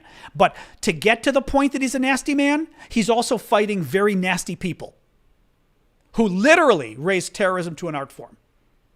And that doesn't mean Palestinian civilians, but I got news for you. Their government is literally Hamas and it's terrorism. It is a complicated issue. Not to get into this again, but it's a complicated issue. It is not Ukraine. Ukraine is clear cut. Ukraine, there's no border dispute going on in Ukraine. Ukraine has not been committing acts of terror against Russia for years. Ukraine literally is sitting there being an independent country, and Russia doesn't like it because Ukraine is an independent Slavic country that is a democracy. It may be a new democracy, but it's a democracy. By the way, the only reason it's a new democracy is Russia was oppressing it for decades as part of the Soviet Union. That's why Ukraine's a new... I love when the Russians say this, where they go, well, Ukraine's only been a country for 30 years. Because you people oppressed it before then. And you tried to like suppress Ukrainian ethnicity and nationality. That's why it's only been free for 30 years. But yeah, the Russians decided it was a danger to have a liberal, meaning Western democracy on their border with a free market economy and a democratic system of government that basically is doing really well economically and with civil society, because it makes Russians think, you know what? If the Ukrainians can live free and they're not having revolution, why can't we live free too? That was the first problem. Second problem is Putin's an imperialist. Putin wants to reconstitute the Soviet Union. He wants Ukraine back. So, no. So that's why that's why I get upset at the Israel comparisons, because it's too cheap and easy, and it frankly steals the issue away from the Ukrainians, because it almost belittles what's going on with Ukraine and Russia. Israel and the Palestinians is a long, complicated issue, and as we say in the law, both sides have dirty hands. Dirty hands in the law means you both have done some things that you shouldn't be proud of, right? It's Hatfield. For the Americans, they would know Hatfields and the McCoys. Meaning, you go back long enough, you did this and he did this and you did this and he did this, and it went on for 75 years of each of you doing more and more nasty things to each other, so that now it's a freaking mess of people hating each other and being able to say, well, you killed my uncle, well, you killed my grandmother, well, you stole my land, but you invaded, right? In Ukraine and Russia, none of that exists. There is no, well, Ukraine did this, well, Russia did this. Ukraine, no terrorism against Russia. Ukraine, not grabbing any of Russia's land. Nothing. There are no border disputes. There's nothing. Russia just literally decided they wanted Ukraine. The Russians gave the best part is, the Russians gave Ukraine Crimea. I keep forgetting, was it Khrushchev or it was Stalin, wasn't it? Because it was the 1950s, I think. It wasn't Khrushchev, it was Stalin. Am I right? I always forget which one it was. Gave gave Crimea to Ukraine. And now, it wasn't Lenin. No, it was 50s or 60s. I think it was the 50s. It was either Stalin or Khrushchev. I want to say Stalin. Help me out, guys. Come on, some of you know this. We must have a Ukrainian here. Was it Khrushchev? Was it that late, Sasha? Okay, so it was Khrushchev. Okay. Gave Ukraine Crimea. And now the Russians are like, well, that wasn't fair. Well, what do you mean it wasn't fair? What do you mean it wasn't fair? You gave it to them. You know what I mean? I mean, it's like Germany with whatchamacallit, which I visited. You know what I mean? Strasbourg. And Germany going, well, you know, I know as a deal to end the war, we gave you Strasbourg, but it wasn't fair. We want it back now. Well, you know what? And the Indians and the Native Americans want all of America back too. Well, you know, you're not getting it. I mean, no, I'm not making fun of it. I'm saying, like, at some point, you know, give me a break. God. Anyway, Khrushchev. Yep, Khrushchev. 1955? Was Khrushchev around already by 55? See, I think of Khrushchev as being like 59 and 60. When did Khrushchev take over? 54, 55? Was it that early? I'd have to look again. I don't remember. Like I said, I think of Khrushchev as right before the Kennedy years and that kind of stuff. You know? Last time I checked, Maui is still around. Paul, I don't know what you're spamming about. No idea. But stop spamming because the mods are about to get you and you're not going to like it. So, did Stalin die in 54, 53? Alexa, what year did Stalin die? Joseph Stalin died on March 5th, 1953. 53? Wow, you're right. Okay, you were right, Mick. 53, that's early. Wow. Okay, totally did not realize or did not remember that Khrushchev came that early. Wow. Okay. Interesting. So then what year, let's see if Alexa can do this one. Alexa, what year did Khrushchev give Crimea to Ukraine? According to an Alexa Answers contributor, February 20th, 2014.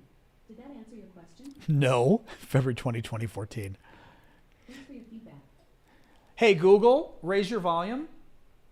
Hey, Google, in what year did cancel. Hey, Google, in what year did Khrushchev give Crimea to Ukraine? Is it 56? Google has no idea. All right, it's a quick Google. I just don't have my thing in front of me. Misha's saying 53. I know. We know it's that era. Somebody look at Wikipedia really quick, just because I'd be curious what the number is. Look at Wikipedia. We'll know. It'll tell us right there, I'm sure. We're still getting 54 and 56, and Misha's saying 58. Come on, guys. Somebody Google it. Just Google it. I mean, you'll find it. Just Google Crimea and Khrushchev, and you'll find it. It's 54, Kellum's saying. Okay, Slava's saying 54 as well. Yeah, Misha, everyone's saying 1954. Okay. So that's good. 1950, that is pretty early. Okay. That's why I was thinking, maybe the 54 is why I kept thinking Stalin. Because I was thinking it was early. It wasn't like 1960 or something. Yeah. Anyway. Oh, that's interesting. Daniel says, the Russian propaganda hates Khrushchev because of his denouncing of Stalin in his secret speech, but also because Khrushchev is Ukrainian. Khrushchev was Ukrainian. I didn't remember that. I guess I did not remember that. Huh.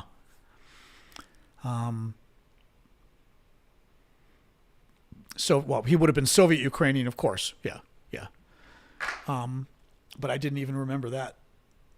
Oops. What are you sending me here?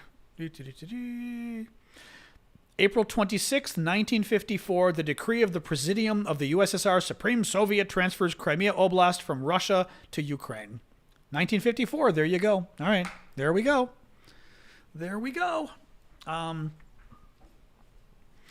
Yeah, I mean, you just don't get to, go back on that, but whatever. Anyway, guys, oh God, we're going late again here already. God, it's already been over an hour and a half. Anything else, guys? Otherwise, I think we'll call it quits. I was going to do a summary, but honestly, let me tell you the top stories really quick here. Oops, where is this? Come on. I'm missing I put my first page down, and now I don't know where I put it. My first page. Where'd you go?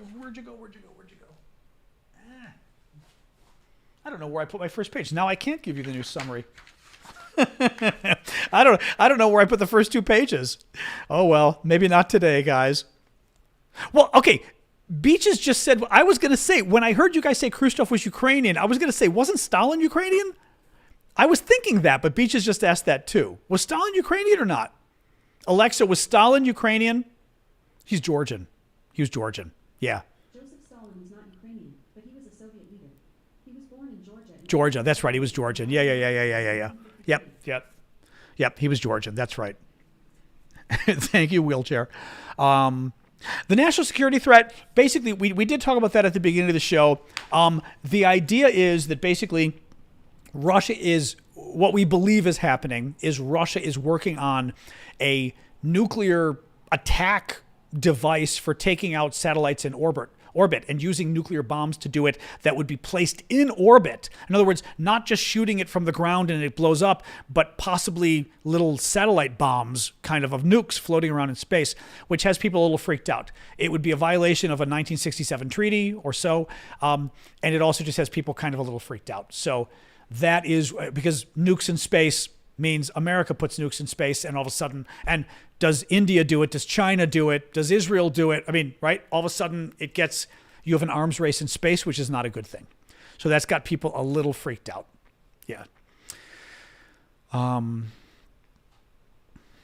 Yeah, I mean, Casino, some of the experts are saying today, Casino says, has it occurred to anyone it wouldn't take a nuke to take out a satellite? The problem is, it might take a nuke to take out 12,000 satellites. Elon Musk has several thousand satellites in orbit for Starlink. Starlink has been a big help to the Ukrainians. If Putin goes to war with NATO, Starlink is going to be crucial if we have a war with Russia. Putin needs to take out currently several thousand. What do we say? It's only 2,000 satellites right now, I think. We said this the other day. The total plan is 12,000 satellites.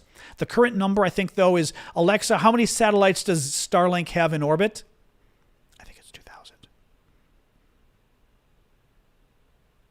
Alexa, how many satellites does Starlink have in orbit?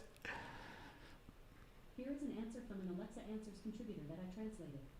With 1,318 Starlink satellites in Earth orbit, as of March 24th, 2021, SpaceX is... Alexa, stop. 2021. How is that useful? I believe it's several... Aaron, the goal is 12,000 we found the other day. The goal is 12,000, but currently it's several thousand. If you need to take out several thousand satellites, or even more, 12,000 satellites, or a big chunk of them, you don't just shoot a missile up to take out a satellite. You've got to take out several thousand satellites. Well, what we looked at yesterday or the day before was the current plan is 12,000. We are 2,000 to 4,000 satellites along the way so far for Starlink. But the current plan is 12,000. The ultimate plan could be as many as 45,000. But the current, Deb says 4,585. So 44,000 right now is the current number we've got, or he has. The current trajectory is 12,000. But in the future, he may up that to 45. If you need to take out that many satellites, you can't take them out one by one. You've got to take them out, Oh, thanks, Misha. Well, again, you're welcome to join us. If you're trying to take out a lot of satellites at once, you need to figure out something bigger, and the Russians are thinking nukes. Whether it's electromagnetic pulse, which is this sort of a pulse of electromagnetism that happens when you shut off a nuclear bomb, or blow up a nuclear bomb, that fries electronic circuits. So anything with electronic circuit, computer chip goes. So, it could be the radiation, it could be who knows what, but if you have to take out a lot of satellites. And yes, I mean, what Kev says, the space debris, I mean, it's bad. It's bad. I mean, not to mention that, you're right, like taking out 12,000 satellites, you're never cleaning that up. I mean, even the debris in space now is going to become an issue over time, Yeah, I mean, Aldo, I don't think they know yet what it is, so to speak. You know what I mean? They're still trying to sort of, because this is all classified and they haven't released the classified stuff yet. What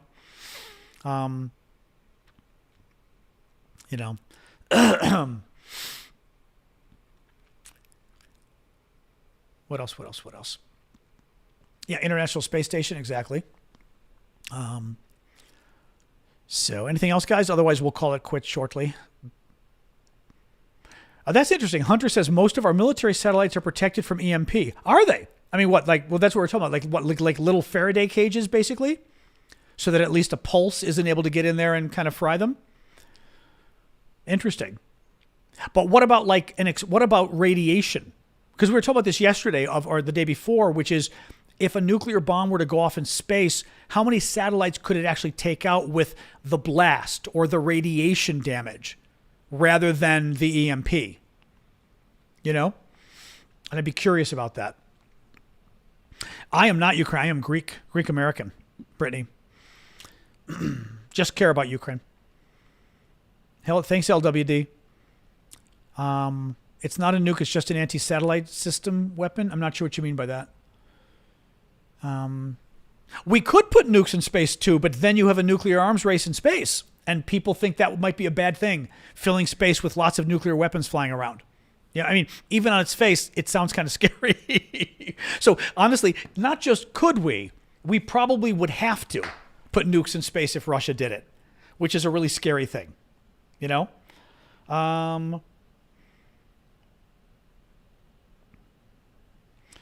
Callum says, another point, Russia would need satellites to launch and target their ICBMs, and most satellites are radiation shielded, including EMP. Okay.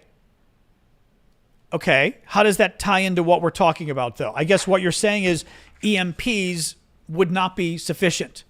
But would a nuclear blast be sufficient to take out satellites? And if so, how many, right? That's what I'm kind of curious. Like, I'd be curious to get an expert that tells us, okay, the size blast that is, our typical nuclear weapon, a typical field nuclear weapon, a typical ICBM nuclear weapon, right? Like, what would it do if it went off in space? How many satellites could you take out? You know what I mean?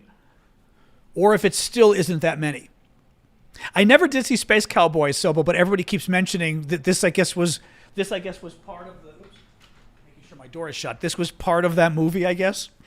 Well, that's a good. Dennis says the debris field would bring everything down. That's what I'm wondering. Yeah, that's what I'm wondering. But the problem is then it screws up the Russian satellites too, if it does that potentially. Kepler effect, a cascading failure. But you mean cascading failure as in all of a sudden the debris goes everywhere and starts taking all the satellites out, or what? You're guessing a million what? Okay, shockwave wouldn't be effective. Oh, I guess is the shockwave based on air?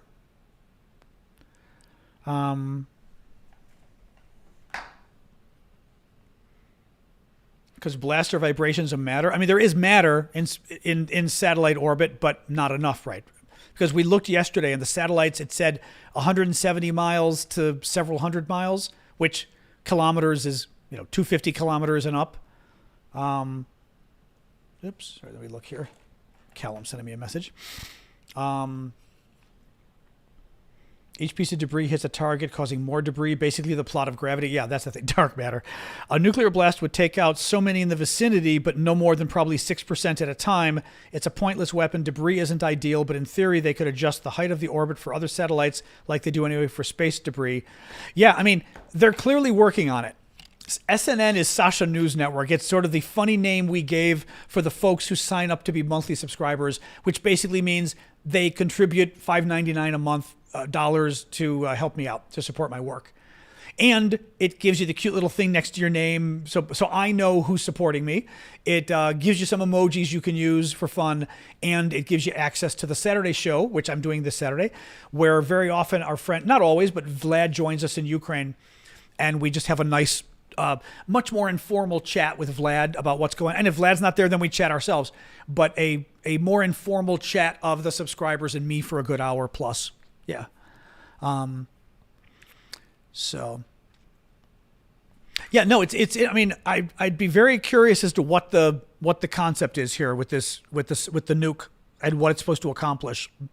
But actually, Callum, if Russia goes to big war with NATO, like literally all out war, they may not have a problem blowing up a bunch of nukes in space to knock out our satellites. Why wouldn't they? Right? mean, why wouldn't they say, fine, we'll blow up 20 nukes?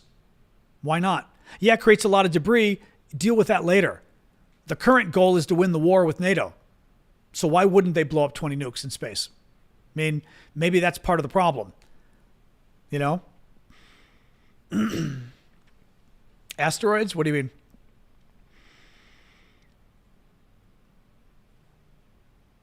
Oh, Callum keeps sending me answers on Signal. All right. Big war with NATO, but then doing so would effectively make their own nukes useless. The only chance, okay, they have to win would be nukes. I see. Yeah. So he's saying that, yes, but if they blew up a bunch of our satellites, they'd probably either destroy a bunch of their satellites or the debris would destroy a bunch of their satellites, and then they wouldn't be able to target their own nukes. Interesting. Yeah, interesting. Oh.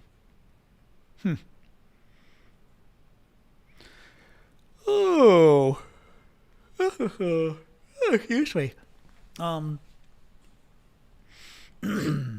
Anyway, it has people concerned, obviously. Would you think China and Russia would work together? It depends what you mean. You mean if we went to war with Russia? Maybe, but, China's still got to worry. I mean, China has to worry about whatever China does in the world moving forward, it has to worry about its economy. The Chinese economy has slowed significantly. China is a huge country, right? Is it 1.5 billion, I think, people? It's huge. It's enormous land, but it's more enormous number of people. Their economy has slowed significantly. It is still a relatively poor country in the sense, right? It's not our standard of living. Actually, I'm curious about that too. Alexa, what is the GDP per capita of China? That's a good question. As of the most recent data available, 2022, China's GDP per capita was $12,720. Okay. Interesting. Okay. Alexa, stop. That's interesting, though, because that is...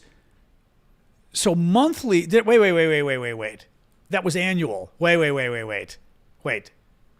That had to be annual. Right? Alexa, what is China's GDP per capita? It has to be annual. In 2022, China's GDP per capita was $12,720. Yeah. This figure provides a common... Alexa, stop. Yeah, that's 12,000. Of course, it's 12,000 annual. That is interesting because that's twice. No, it's not twice Russia's. I'm forgetting what I had written down for Russia here. That is twice Russia's, actually. What do we say? Russia's was 5. Russia's was around 1,000, I think. Yeah, or even less, actually. But our GDP per capita is 76,000. China's is 12,000. So China still has a way to go.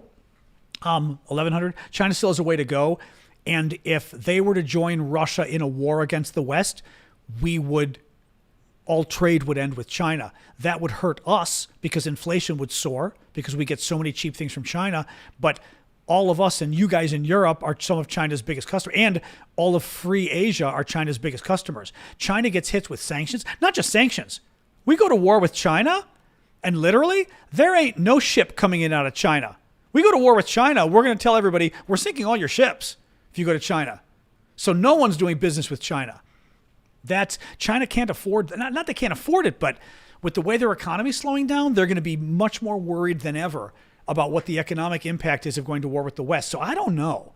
I kind of feel like Russia provokes a war with NATO and China goes, have fun. Also, if you're China, let Russia and NATO destroy each other.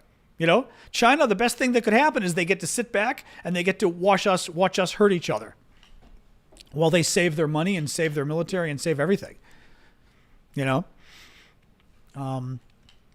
But yeah, China's economy is a big deal right now. Not doing well. And it's funny because it's not bad, but compared to where it should be, like it's 3% growth. But for China, that's awful. For us, that's very good. But for China, it's awful. Also, the problem with GDP per capita with China too is how do you even calculate their GDP, I'm guessing, right? It's a communist country. I mean, all of that gets very difficult to try to, the economics, to try to get sort of, I know just on a business side, people tell me figuring out like business balance sheets in China is like, how do you even determine that, But yeah, so what else, guys? Anything else? We're going long. We've done the last couple of days. We've been going 2 hours. I'm going to ask for gifts one more time since we're going 2 hours. So throw in some last minute gifts if you would to help out, please. Help me pay the bills. I appreciate it because this is what I do full time. Begging for war with China? Quite the opposite. I don't want war with China. Thank you, Flower Lady. Oh, thank you. I've never seen that's a cute one. I've not seen that. I guess that must be a Valentine's Day one. Thank you. I had not seen that before at all. Thank you, Timothy. Who was that? Cajun, Brian. Who did the hands? Oh, Timothy did the hands.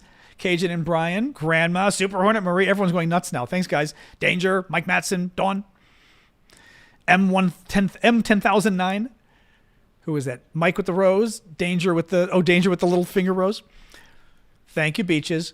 Yeah, no, I don't want war with China. I'd rather not have war with China. But if China invades Taiwan, we're going to have war with China. Yes. Then I do want war with China if that happens. Yes.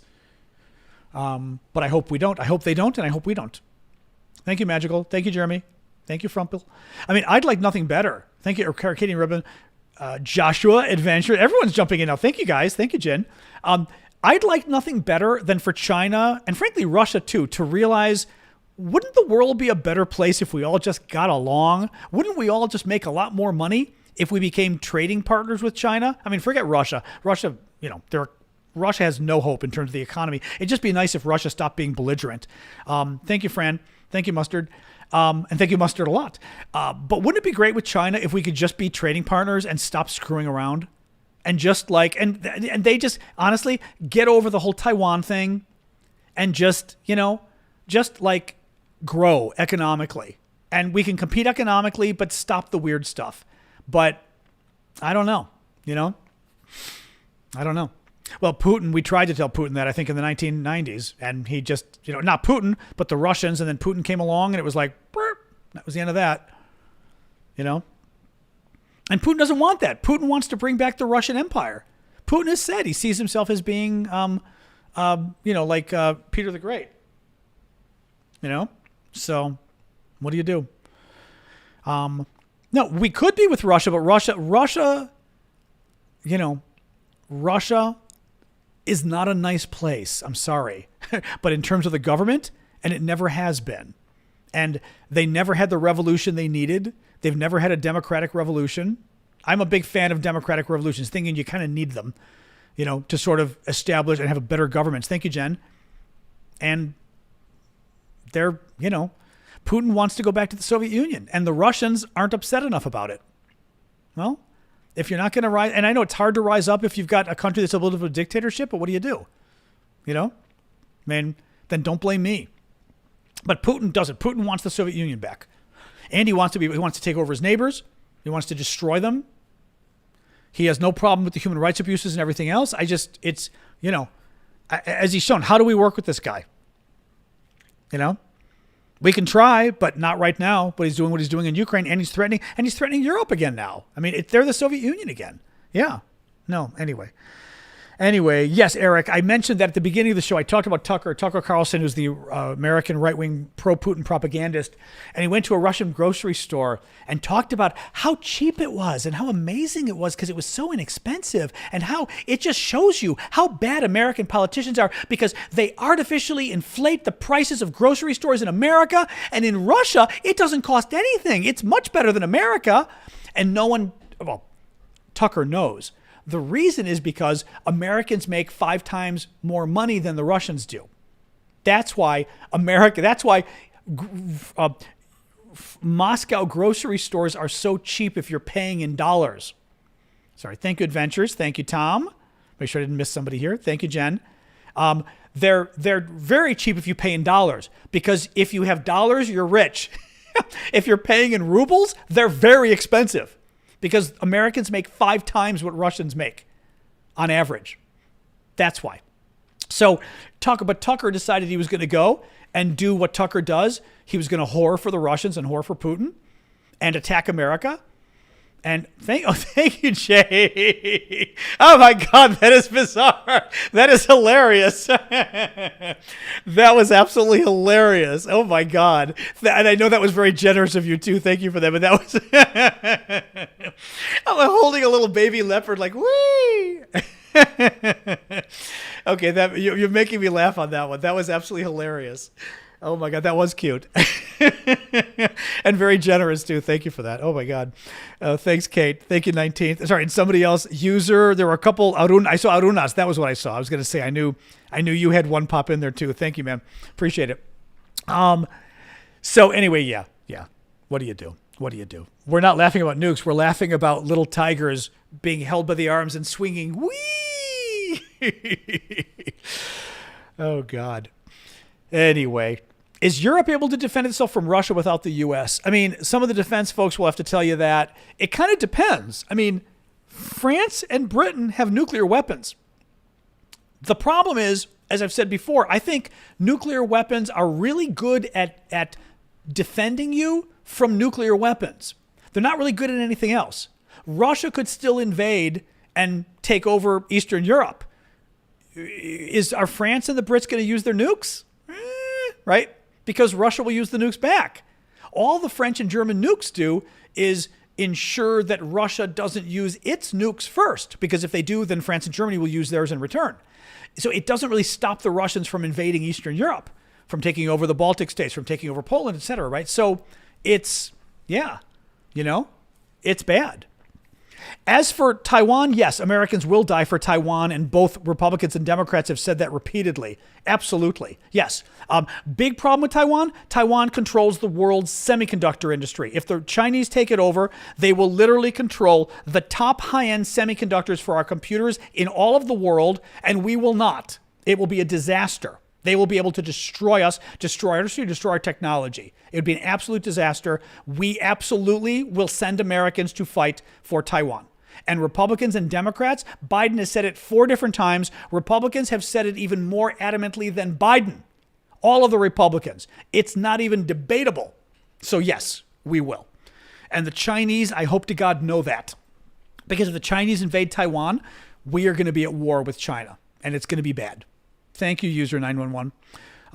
So yeah, yes, we will absolutely go to war over Taiwan.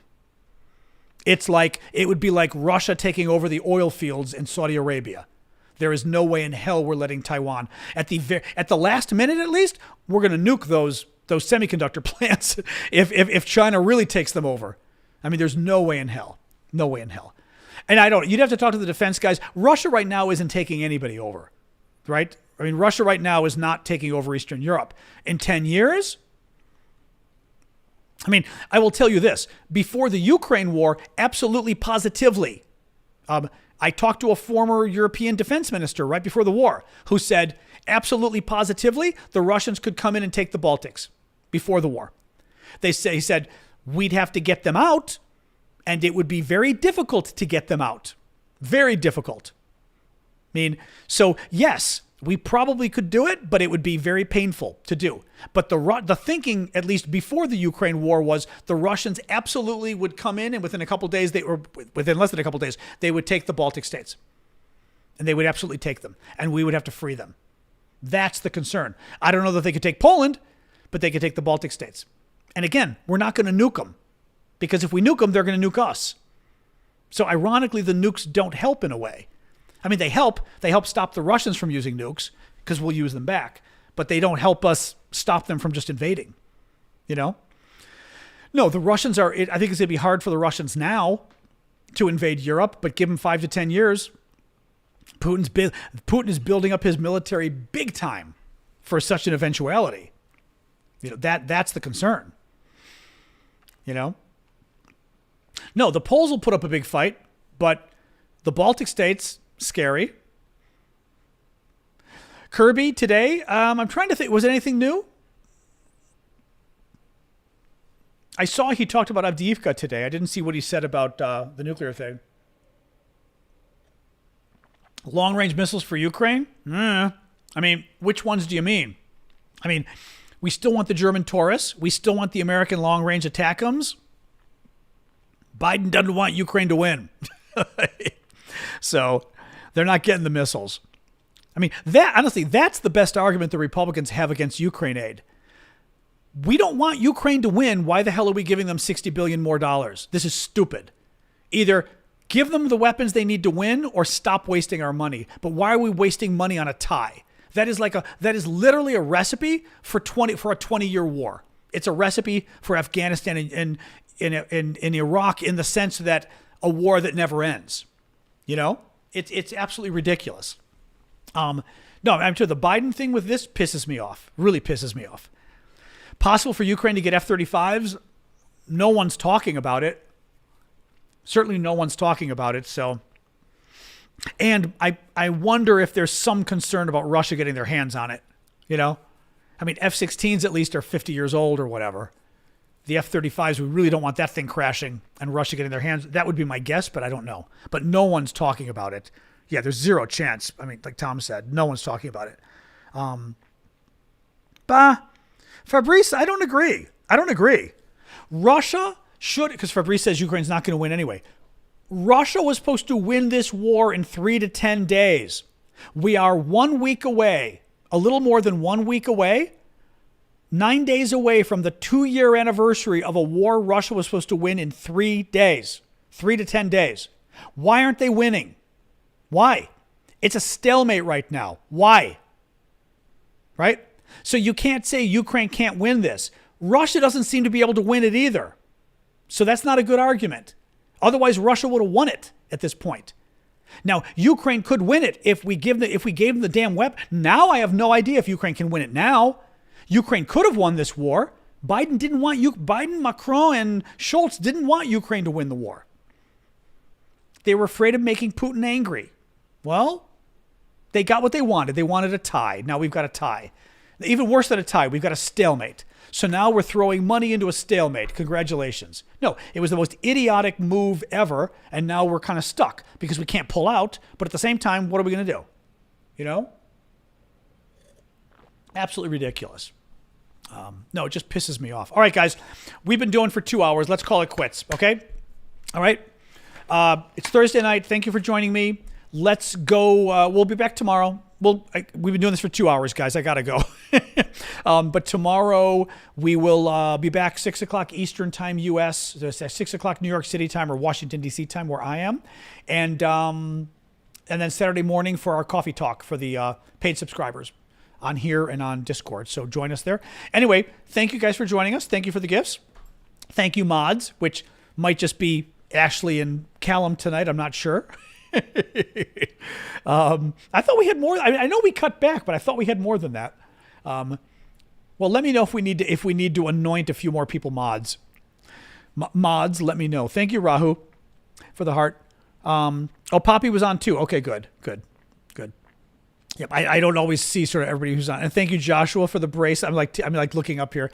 Joshua for the bracelet. Oh boy, excuse me. All right, guys. All right, I'm going to sign off. And Misha, thank you for joining us. I'm glad we took a chance on you and you were a good guy. So thank you for joining us. So, all right, guys, I'll see you all tomorrow night. All right. All right. Have a good night. See you guys. Thank you. All right. Bye-bye.